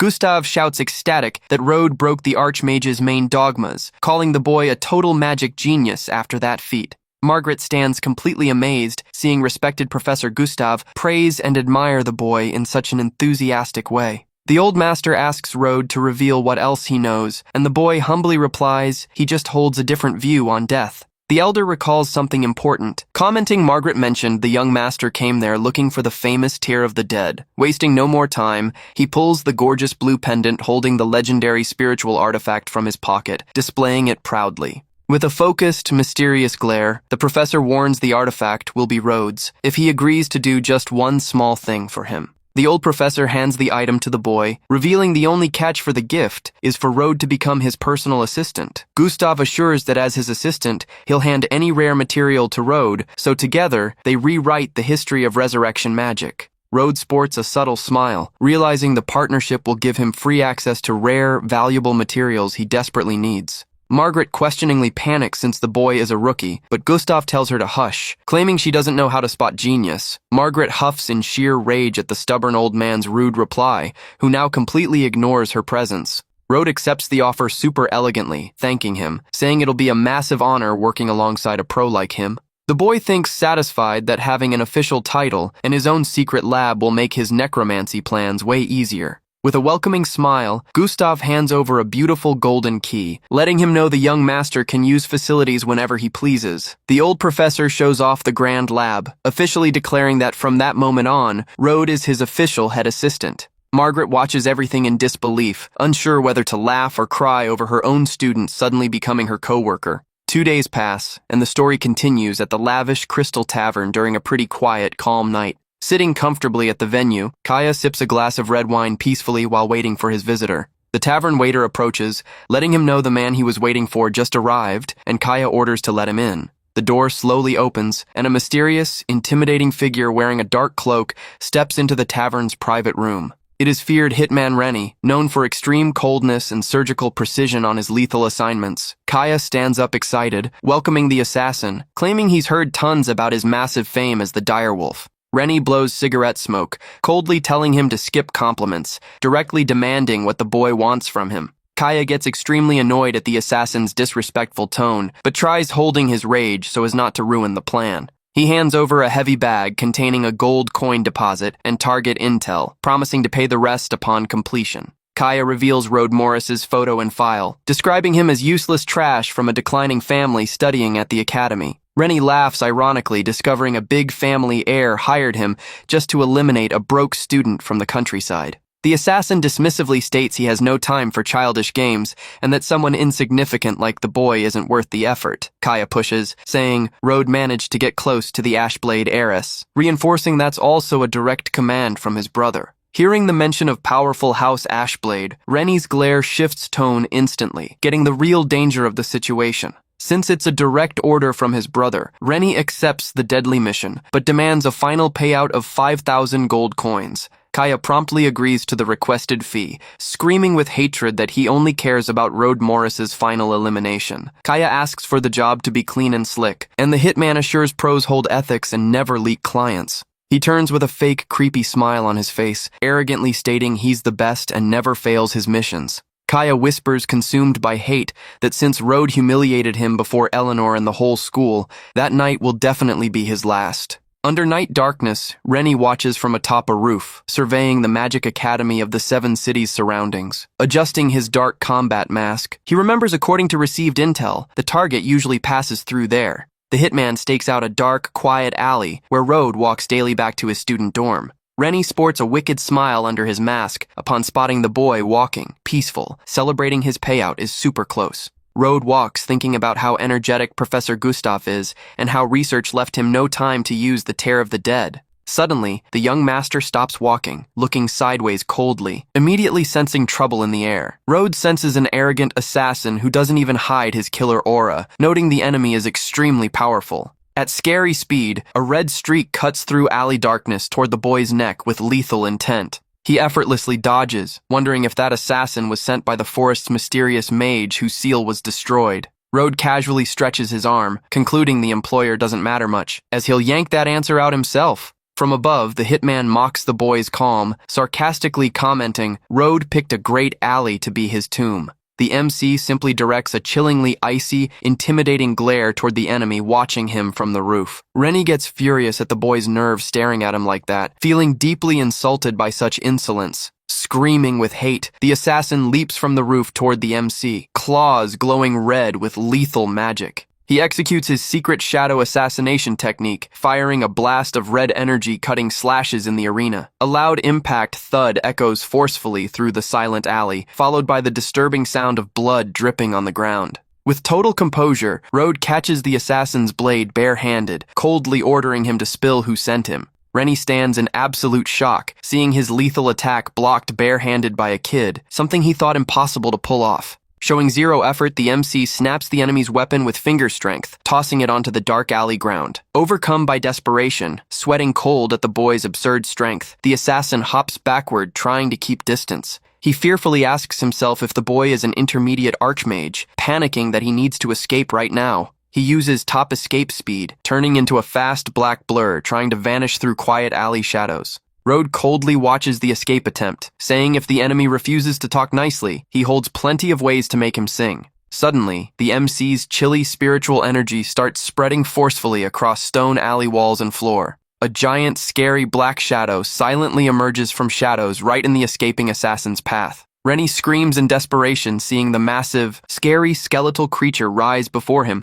completely blocking his only way out. The powerful summoned warrior raises his colossal weapon, ready to crush the opponent without showing any mercy. With a precise, devastating slash, the hit lands clean on the assassin, who lets out a sharp pain yell while getting slammed onto the floor. The armored warrior positions his colossal sword at the defeated enemy's neck, and Rode asks if he's ready to talk. Hurt and bleeding, the man screams frantically, telling the MC to let him go, threatening him that his clan will come after him. Rode points the chilly sword straight at the enemy's face, coldly warning if he keeps refusing to talk, he'll suffer consequences. Showing zero mercy, Rode extends his hand, glowing blue, toward the pinned assassin's face on the ground. He activates his terrifying necromancy technique Memory Echo, directly invading the defeated enemy's mind. Through the technique, Rode perfectly visualizes the tavern meeting, confirming Kaya and his clan planned everything to eliminate him. He furiously concludes Kaya and House Shadowthorn signed their own death warrant by sending an assassin to eliminate him.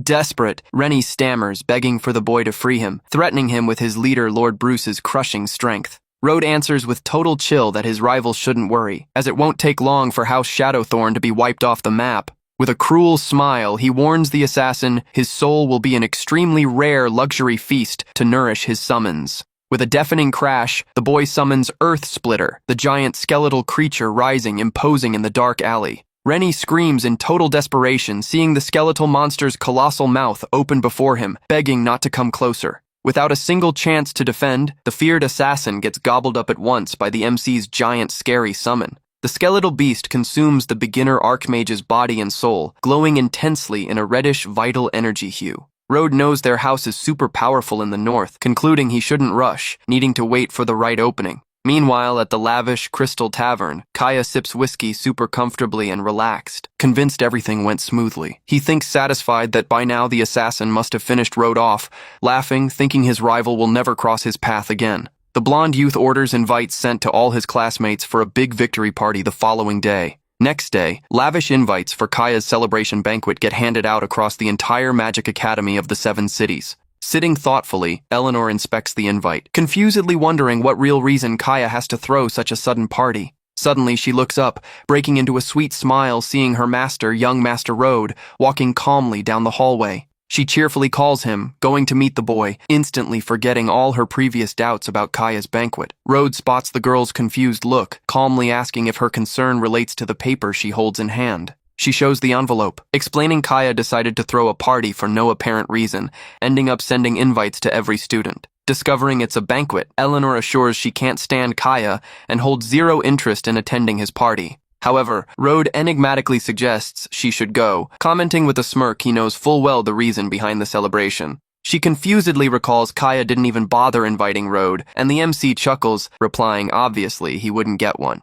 Eleanor, chuckling, deduces the blonde must be mad over the beating he took in the previous combat class, calling him a petty, spoiled kid. At night, the Academy's lavish party hall shines bright, with several noble carriages arriving for Kaya's grand event. At the banquet hall entrance, guards block doors demanding official invite presentation to let students pass. Wearing a beautiful blue dress, Eleanor shows her official noble invite, firmly letting them know young Road is her guest. The guard stammers nervous, recognizing the influential House Ashblade heiress, knowing blocking her guest would spark trouble. Another guard quickly steps up, quietly whispering something in his ear, alerting him who the nobles before them are. The guard shifts attitude instantly, bowing respectfully, welcoming Eleanor and her special guest. Road thanks her for the help getting in, and Eleanor, chuckling, apologizes for the inconvenience caused by the guy's lack of an official invite. Upstairs in the hall, wooden doors to a lavish private anteroom remain slightly ajar discreetly. Fixing his clothes in the mirror, Kaya anxiously asks if the assassin returned, but his servant lets him know he vanished since last night.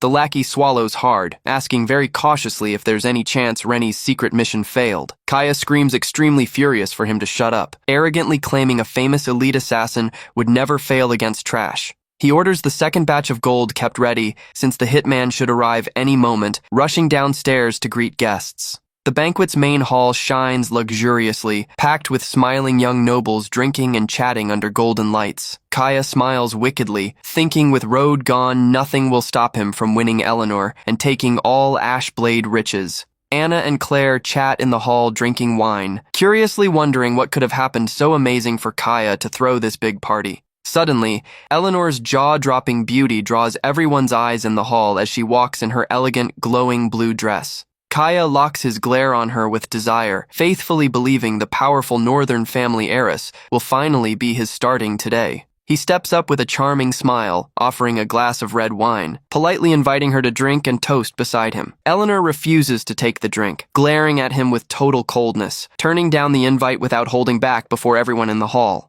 Kaya feels extremely awkward from the rejection, but suddenly, a familiar, calm voice emerges from the shadows accepting to drink in her place. The blonde youth freezes completely, recognizing that chilly tone, feeling a terror shiver rush hard up his spine. Road emerges imposing from the shadows holding a wine glass, mockingly asking if he'd accept drinking with him, leaving Kaya in total panic. In complete desperation and panic, Kaya trips over his own feet, falling flat on his rear on the banquet hall floor, knocking over wine bottles. Shaking in terror, he points his finger at the boy, frantically asking if he's a human being or a ghost that came back. Road just slowly moves toward him with a chillingly cold and calm glare, mockingly asking what Kaya really thinks he is. Kaya stammers in panic, asserting in shock that the boy should be gone, frantically asking for assassin Rennie's whereabouts. Road just stares thoughtfully, asking if he's referring to the elite assassin who tried embossing him on the road. With total contempt, the boy tosses broken pieces of Rennie's dagger onto the floor right before Kaya, making a metallic clatter. Kaya instantly recognizes the broken weapon,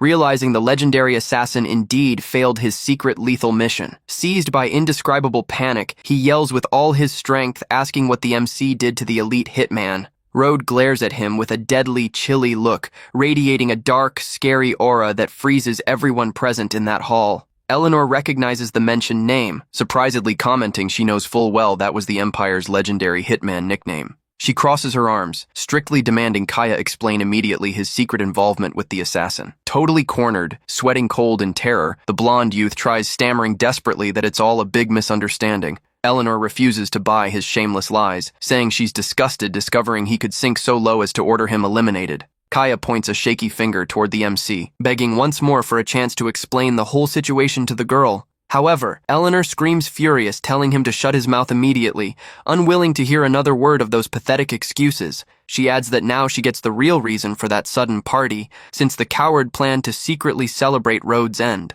Eleanor solemnly declares she already spoke with her grandfather, and from that moment on, House Ashblade cuts all ties with them. Seeing his family alliance ruined, Kaya grinds his teeth with deep hatred, directly blaming Rhodes for all that awful humiliation. Giving zero care to his rage, Eleanor turns her back, calmly calling Rhodes for them to leave that banquet immediately. Female students gossip in total shock, wondering how Eleanor could break such an important noble alliance just to defend Rhodes. Claire watches the guy walk away with a confused look, quietly admitting to herself he seems nothing like the old Rhodes she used to know. Under quiet night moonlight, Rhodes and Eleanor walk calmly away from the banquet hall, leaving all the chaos behind. Eleanor complainingly vents about how cowardly Kaya was, commenting those idiots could never grasp his true strength. Rhodes seriously considers that the assassin was way too experienced to be sent by Kaya alone, deducing his clan is involved. He deduces Clan Shadowthorn actually planned to strike House Ashblade itself, and that his interference ended up ruining their plan.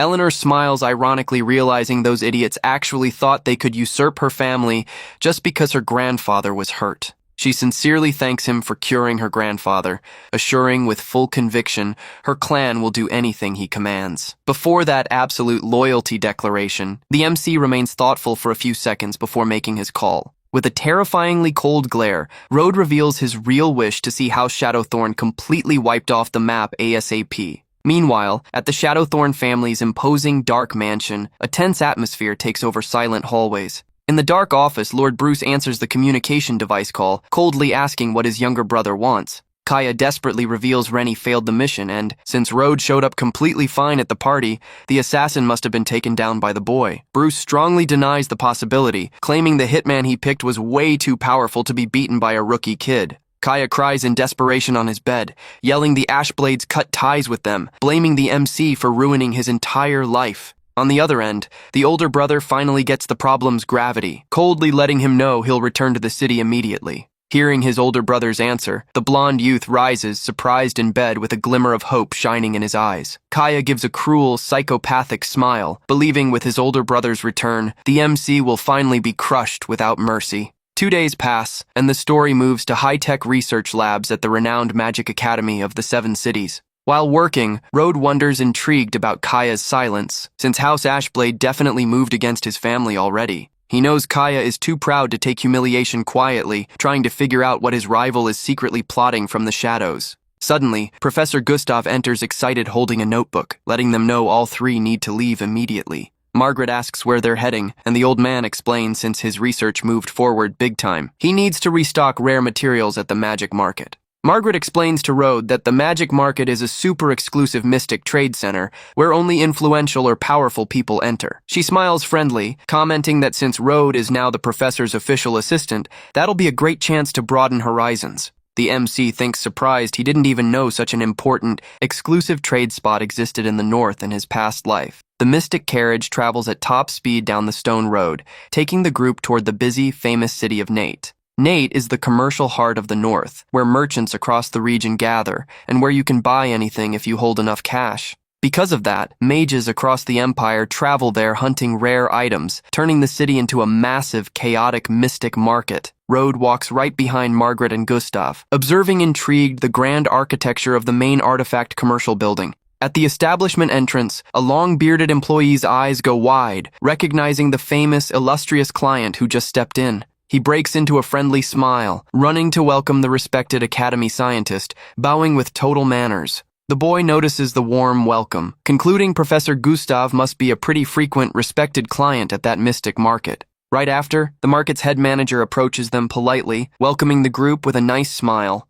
Gustav asks to skip pleasantries and take him inside right away, as he holds zero interest in cheap trinkets sold out front. The manager agrees right away, a bit nervous, asking the group to follow him. Stepping into a massive room packed with displayed items, the manager tells them to feel at home. The professor waves off regular items with a hand gesture, warning he holds not the slightest interest in any of those things. Gustav orders them to bring materials packed with life energy, as well as stuff tied to death, like ancient grave dirt, and the worker agrees. Rode observes a glowing bone on display, thinking it's just a swamp gator humerus, rare, but nothing spectacular. He closes his eyes, disappointed, thinking that market isn't as amazing as hyped, as there's nothing truly revolutionary around. The boy reflects a real magic artifact needs power to pull off the impossible, being the kind of treasure that'd make thousands of men fight to the end. Margaret and Rode hear a nearby argument, where a man shouts he saw the life crystal first, and the other fires back saying he hasn't paid yet. Margaret asks who that man is, and the manager explains it's Professor Ball, Gustav's eternal rival who constantly bickers with him over materials.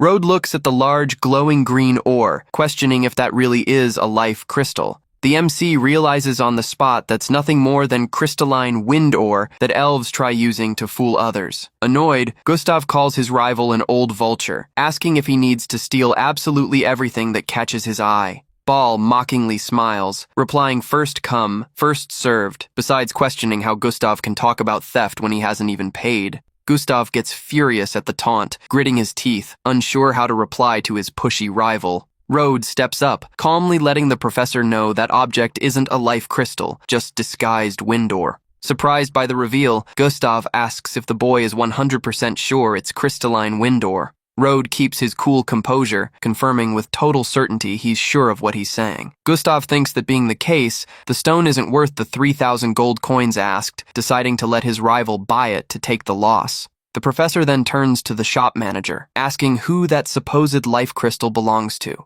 Super awkwardly, the worker explains that by house rules, the item belongs to the first person who completes payment. Ball displays the glowing green stone with a winning smile, mocking he just paid and now the item is officially his. Hearing this, Gustav breaks into a massive smile, declaring he couldn't be happier with that news. Both Ball and the shop manager stand completely confused by the professor's cheerful, unexpected reaction. Ball questions what that means, finding it super weird his rival smiles after losing the item, feeling something is off. Gustav mockingly replies he's just happy for his rival, congratulating him on dropping 3,000 gold coins on mere wind ore. Ball's eyes go wide, letting out a sound of pure disbelief upon hearing the old man's claim. The man bursts into laughter, asking if his rival lost his mind for good, or if he's just making up nonsense because he can't accept defeat. He points at the stone's intense glow, telling everyone to feel the pure life energy, saying that's no ore for weak mages. The manager also steps in nervous, asking Gustav to stop with accusations since their appraisers are extremely strict.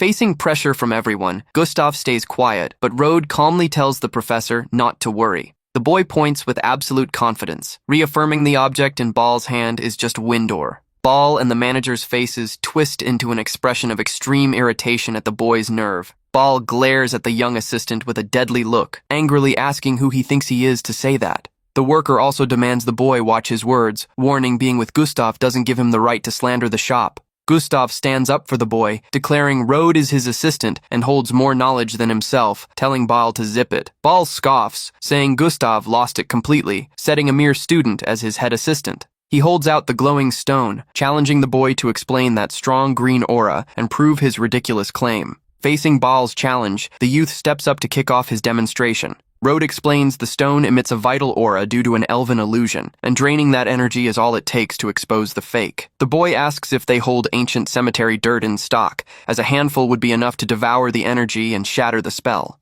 The manager stammers confirmation they hold the material, and the boy orders him to fetch it right away. A large metal bowl holding ancient gray dirt gets placed on the counter. Rode challenges the man to drop the stone in there to see the truth reveal itself in a minute, asking if he wants to run the test. Ball accepts the challenge furious, warning if it really is a life crystal, both Gustav and his genius assistant will have to apologize in public. The glowing green stone gets dropped right onto the grave's gray dirt. That instant, thick green smoke starts rising from the bowl, lighting up the whole room. Ball points at the reaction, laughing victorious, screaming the vital aura remains insanely intense. Seeing the glow didn't vanish right away, the professor starts sweating cold from major worry. Even Margaret gets anxious, letting out a worried murmur seeing the test seems to fail. Margaret whispers to Rode, asking if he's sure, as the professor is super proud and apologizing in public would be unbearable humiliation. Rode tells the teacher not to worry, calmly asserting everything will happen in about 10 seconds. Ball mocks, calling everyone fools, saying not even elves could forge Windor into a life crystal of that tier. Suddenly, the shop manager panics, screaming without understanding how that's possible. The green smoke starts vanishing, revealing the stone losing all its glow in a scary way. Margaret stands shocked, seeing mere Windor, while people around wonder who the appraiser was that pulled off that gross mistake. Clients start gossiping about someone paying 3,000 gold coins for trash not worth a single silver coin. Ball turns extremely pale, gritting his teeth, realizing he was humiliated and tricked in front of everyone. Completely furious, he screams at the manager, calling everyone cheaters, asking how they dared sell him that trash. Gustav cracks up laughing, thanking Rode for saving him from falling for that scam, laughing at Ball's face, who ended up taking the loss. In a fit of rage, the rival professor slams the useless stone hard onto the ground. He turns, letting out one last threat shout, promising that story isn't over yet. While the rival stomps off mad, the manager bows deeply before the group, offering sincere apologies. Eyes glowing red with pure hatred, Ball mentally swears things definitely won't stay like this. Gustav celebrates cheerfully, saying how satisfying it is to finally see his rival's defeated face after so many years of bickering. The old man thanks Rode, letting him know if the boy likes any material around there, he can grab it because the lab will cover everything. Gustav warns he hopes not to run into another fake item, and the manager tries reassuring him, saying that was just a terrible accident. The experienced professor just huffs suspicious, continuing his walk through the venue. The manager stands thoughtful and tense, wondering how they pulled off that mistake and where such a genius boy capable of outdoing his appraisers came from. Outside the room, a man wearing a metal helmet and hood watches the group from afar with ulterior motives. The subject curses furious, realizing the boy uncovered his scam. Knowing the ore's origin will now be investigated, wanting to take him out for it. He remembers the boy also made Professor Ball furious, starting to scheme a way to use the professor to eliminate the boy. Meanwhile, Ball walks down the grand magic market stairs under the sunlight, still visibly shaken. He grumbles, unable to accept his old rival managed to find such an alert, smart assistant. The professor laments the financial loss and public humiliation he suffered, fearing becoming a laughingstock at his own academy. Suddenly, a voice calls him from behind, making him look back super confused. The mysterious man who was spying on the group slowly approaches Ball with a calm stance. Ball rudely asks if he's a market employee, demanding to speak with a manager if the intent is to offer him some compensation. The stranger asks for calm, assuring market management was also shocked and is already seriously investigating what went down. The man smiles wickedly, revealing that Section's appraiser secretly met up multiple times with Gustav's new assistant. Hearing that absurd hint, Ball's eyes go wide in total shock. The professor angrily asks if he's suggesting that whole fake setup was pulled on purpose just to fool him. Playing innocent, the man says he doesn't want to jump to wild conclusions, just sharing what he heard down hallways. The scammer keeps planting seeds of strife, commenting how weird it is for a mere student to know everything when even a great professor got fooled. Ball lowers his head, starting to let out a dark laugh packed with pure hatred. Ball agrees everything makes sense if the boy set up the scam, swearing he never imagined Gustav would pull off a show like that. He glares up close at the employee, asking what goal made him come, tell him that whole story directly. The man calmly replies a cheating story like that spreading would be terrible for market business. Ball concludes with a sinister look that the two share a common goal from that moment on. The subject gives a side smirk, confirming without hesitating that the two are completely aligned. Walking away through the busy city center, Ball swears to himself that Gustav and his young assistant will pay super dearly for that. With a killer glare, the rival professor assures both will discover what happens to those who dare mess with him. The scene cuts to a simpler, open part of Nate City, where local trade buzzes under sunlight. From market shadows, a mysterious figure watches the commotion, displaying a smile of satisfaction. Meanwhile, Gustav, Rode, and Margaret keep walking peacefully among various street stands at the Mystic Market. The old professor crouches at a simple floor stand to inspect some plants and curious objects. He inspects a volcanic heart up close, complaining frustrated seeing the pieces drained, nothing more than an empty shell without magic. Next, he looks at a dried, potted plant, tossing the item aside for being just a decayed nightmare ivy with zero trade value. Rode observes the low quality of surrounding items, thinking to himself he'll hardly find what he needs there that day. However, right when he was about to give up, the boy suddenly stops, sensing a strong, mysterious life magic aura coming from nearby. Rode recognizes the item right away as bloodwood, an extremely rare raw material formed under the most extreme conditions. He notes it seems fossilized due to time, but the vital energy inside is colossal, being ideal to stabilize souls in life magic research. However, shifting his glare sideways, the boy spots something even more surprising, letting out a murmur. He spots a bizarre decorative skull displayed at the stand, holding a strange purple gem embedded straight into its forehead. Rode realizes it's an extremely rare Hellor fragment hidden in the bone, perfect to bump his necromancer powers to a top tier. Faking zero interest, Rode points at the items, asking the seller the price, saying he needs something to use as table shims in the lab. The merchant laughs, explaining those northern gravestones hold nothing special, being just super hard rocks with zero value to appraisers. He then offers the stones for just 5 silver coins each, letting the buyer pick whichever he prefers. With a subtle smile, the boy proposes taking that whole lot of ancient stones and bones for a total of 50 silver coins.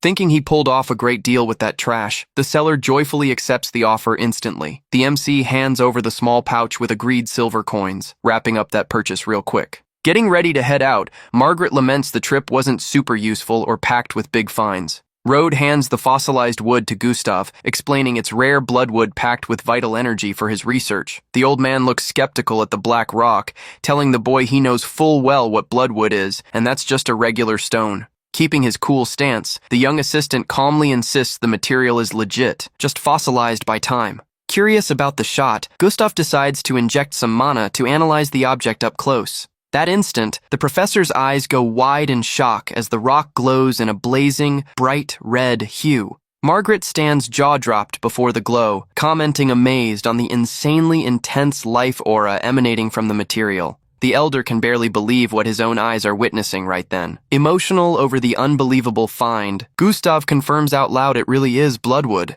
Meanwhile, Rode observes the small Hellor piece in his hands, already planning the next move. He smirks internally, knowing that small fragment will be the key to insanely boosting his combat power. Night falls over the lavish estate, bringing total silence to the boy's private lab. Rode plans to use the ore to advance to novice mage, while using the Tear of the Dead to bump Durand to advanced mage rank. Imposing skeletal knight Durand appears before his master, greeting him on one knee with total loyalty. Rode tosses the glowing crystal toward the summon, ordering him to use that artifact to reclaim his old power. Durand takes the order, crushing the crystal with his hand, absorbing all the vast, dark energy released. An explosion of blue flames and pure spectral energy completely wraps the skeletal warrior's body. The MC watches the impressive transformation, while his servant gets wrapped in a bluish energy cocoon. Next, glowing cracks start appearing on the energy cocoon's surface with a deafening noise. The cocoon explodes spectacularly, spreading a magic power shockwave across the whole room. Reconstructed and way more powerful than before, the black-armored knight with glowing eyes bows again. Satisfied, Rode praises the warrior's fresh look, celebrating noticing he successfully reached advanced mage tier. With his servant's successful evolution, the boy grabs the hell ore fragment to kick off his own turn. He shatters the purple gem, releasing a dense mystic energy cloud instantly spreading around him. A giant pillar of lightning and spiritual power wraps the boy's body, making him float in the room's center. The boy channels mana flow, realizing Durand's evolution combined with the gem is generating an incredible effect. Thanks to that massive power buildup, he easily breaks his wall, advancing to novice mage rank. The MC reflects that with this new level and an advanced tier protector by his side, his safety is set. He gives a confident smile, knowing he can now pull off spells and combat methods that were previously impossible to use. Next day, the influential Shadowthorn family's carriage arrives at their grand, massive mansion gates. A man in imposing military boots steps down from transport under watchful glares from lined-up entrance guards. Lord Bruce Shadowthorn walks forward with an extremely serious, cold face, wearing his lavish combat gear. Kaya runs excited to meet his older brother, celebrating relieved seeing he finally returned. Bruce glares at him coldly, saying he knows everything, demanding explanations for Kaya, getting humiliated and making the Ashblades cut ties. Kaya tries making excuses, saying the rival is way too strong, lamenting the hitman's disappearance, complaining the Ashblades are cutting business deals. Bruce stands thoughtful and intrigued, mentally questioning since when someone with that power level popped up in northern lands. Bruce clenches his fist wrapped in black leather gloves, declaring it makes zero difference who that boy is. With a terrifyingly maniacal look, he asserts the rival must meet his end for ruining his plans, as the whole north belongs to his family. He then calls his subordinate Lex from the shadows, who promptly answers, putting himself completely at his lord's service. Lex, the family's elite hitman, presents himself before his master with a calm, imposing stance. Bruce explains Lex is his sharpest blade, a peak expert mage with a blue blessing who trained with Lenny and even hunted an ice giant solo. Lex greets Kaya with a deep, calm voice, displaying the typical chill of a pro killer. Kaya gets startled by the hitman's overwhelming presence, instantly noting he's on a tier way above Lenny and already took down many. While prepping hidden blades, Lex asks for target data, saying even if his subordinate Lenny wasn't great, he must avenge his passing. Kaya breaks into an excited smile, replying to the hitman that there's zero issue, as he left everything perfectly set up. With a sharp thud, a detailed report containing all target intel gets tossed onto the table. Bruce reads papers, letting out a sarcastic smile, questioning if his rival's big trump card is just Professor Gustav's assistant. The assassin warns that since the professor is super influential and the boy is on alert, they won't be able to attack him inside the academy or mid-street. Hearing the advice, the clan leader concludes the only way to act will be baiting the boy straight into their territory. Kaya gets a brilliant idea, suggesting the best way to bait him is sending a formal invite along with the Ashblade family. He plans to set a banquet to apologize and make peace, taking advantage that the rival leader is elderly to ambush and eliminate everyone at once. Kaya excitedly adds that'll help them solve all their problems in one go, while his brother observes him thoughtfully.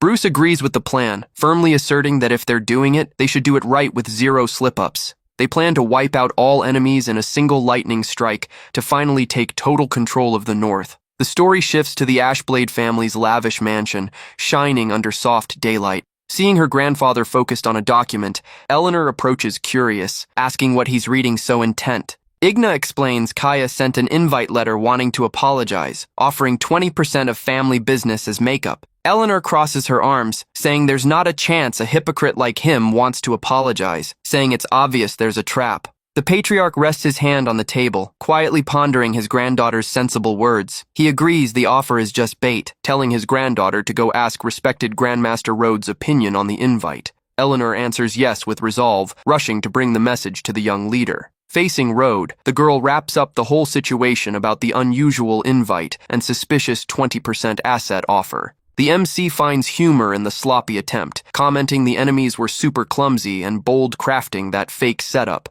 But he doesn't care, saying that'll be awesome, as he'll get the perfect shot to erase the Shadowthorn family off the map once and for all. Next day, the lavish carriage arrives to take the guest group toward the banquet location. Guard Leon waves, smiling, letting the Grandmaster know the Patriarch ordered him to come pick him up personally. Rhodes calmly fixes his formal gala clothes, agreeing time has finally come to head to the banquet. Already en route, old Igna confesses he feels way safer and confident knowing Rhodes will accompany them. He explains the enemies don't even suspect he was cured of his sickness, promising to make them deeply regret that trap. The group finally steps off at the Shadowthorn family's imposing dark mansion, guarded by several masked guards. Bruce receives them with fake bows, pretending he lost his mind lately, offering the banquet as a humble peace request. While bowing hypocritically, Bruce cruelly thinks he who laughs last always laughs best. He knows nobody will walk out alive once trapped in the anti-magic circle, combined with Lex's lethal attack. Bruce hatefully schemes to destroy the Ashblades, enslave Eleanor, and chop up Rhodes' corpse to feed the meat to street dogs. Rhodes easily spots his rival's intent, playfully thinking if he's in that big of a rush to unleash that killer vibe, everyone gets guided to a massive, lavish dining hall, formally invited to take seats. Bruce kicks off speech offering formal apologies for stupid mistakes his brother Kaya pulled, suggesting forgetting the past. The host leader politely extends his arm, asking everyone to settle into chairs. Rhodes inspects the structure with his power, finding 7 hidden nodes forming an anti-magic circle so perfect, not even Igna noticed. The boy notices his subordinate's quiet nervousness, calmly telling her to just relax. Fully trusting her powerful leader, the girl takes a deep breath, agreeing with the instruction. The 2 big family leaders raise red wine glasses in a toast to celebrate that supposed fresh start of peace. Keeping business formality, Igna takes the moment to question about transferring the promised 20%. Bruce lets out a relaxed laugh, exclaiming he almost forgot the most important part of the deal. However, behind that friendly front, his cold glare and sadistic smile reveal the start of the planned slaughter. He claps hands twice loudly in the hall, giving the agreed signal to launch the mystic ambush. A butler approaches, holding the property transfer contract on a silver tray, saying only the signature is missing. Without suspecting the rush, the old patriarch reaches out his hand to grab the official paper and finalize the deal. But the exact split second he touches the paper, a terrifying, cutting magic trap activates at the spot. The butler reveals himself as a disguised assassin, lunging at the patriarch with claws, screaming that's no contract, but his death sentence. Facing the sudden lethal charge, old Igna remains absolute calm, without even dropping his wine glass. A violent impact hits the spot with a deafening thud, sending shrapnel flying across the dining table. The disguised hitman staggers back, shocked, unable to grasp how his stealth strike got repelled so easily. Igna stands up calmly, surrounded by an overwhelming, imposing, golden magic aura emanating from his cured body. Seeing the aura, Bruce gets terrified, realizing the old man is at peak expert mage level, questioning how he healed from the severe sickness. Igna bursts into laughter, mockingly saying a grandmaster cured him and made him stronger, adding Bruce finally showed his true colors. Bruce warns there's no turning back, ordering Lex to join forces with him so they attack and destroy the invaders together. Combat kicks off frantically with opponents moving at high speed, trading swift blows across the hall. Even outnumbered, the experienced patriarch gives a confident smile before unleashing his technique. He challenges enemies to come with everything, promising to teach those pushy brats an unforgettable lesson. Suddenly, the massive hidden anti-magic circle on the ceiling activates, glowing in an intense purple hue. Sensing his magic energy getting blocked, the elder's eyes go wide, realizing he fell into an anti-magic barrier. He desperately tries summoning powers, but realizes in horror he can't channel a single drop of magic. Bruce mocks, saying he spent a fortune on that barrier, telling the old man to accept his end, as Clan Ashblade will now belong to him. Seeing her grandfather's extreme danger situation, Eleanor screams desperately in his direction mid-hall. Even without magic, the old man dodges physical attacks masterfully, leaving his opponent annoyed at his agility. Realizing the place is way too dangerous, Igna shouts for Eleanor to run right away along with Master Rode. Tears in her eyes, holding her sword hilt firm, Eleanor refuses to abandon her grandfather in that spot. She begs Rode to run and save his life, asserting she'll stay to fight and accepts meeting her end beside her grandfather if needed. Rode walks calmly, passing the girl, commandingly ordering her to step back and move away from combat. Desperate, the young lady warns not even he can cast spells due to the block, begging again for the boy to flee. Ignoring warnings, the MC keeps his blue eyes glowing cold, watching terrifying hitman Lex charge his way. Lex runs top speed, ready to deliver the mercy blow, questioning if that boy was responsible for taking out Lenny. The hitman displays a sadistic smile, yelling he'll avenge his fallen buddy by slicing the boy in half. A sharp metallic sound echoes through the hall as Lex's lethal attack gets blocked abruptly by a mysterious force. Lex gets repelled, backing away stunned, unable to comprehend how a mere novice-tier boy stopped his blow. His eyes go wide, seeing a giant, intimidating skeletal silhouette covered in dark flames rise right behind Rode. With a scary glare, Durand declares anyone who dares raise a weapon against his master deserves nothing less than immediate demise. If you want the next part, like and comment.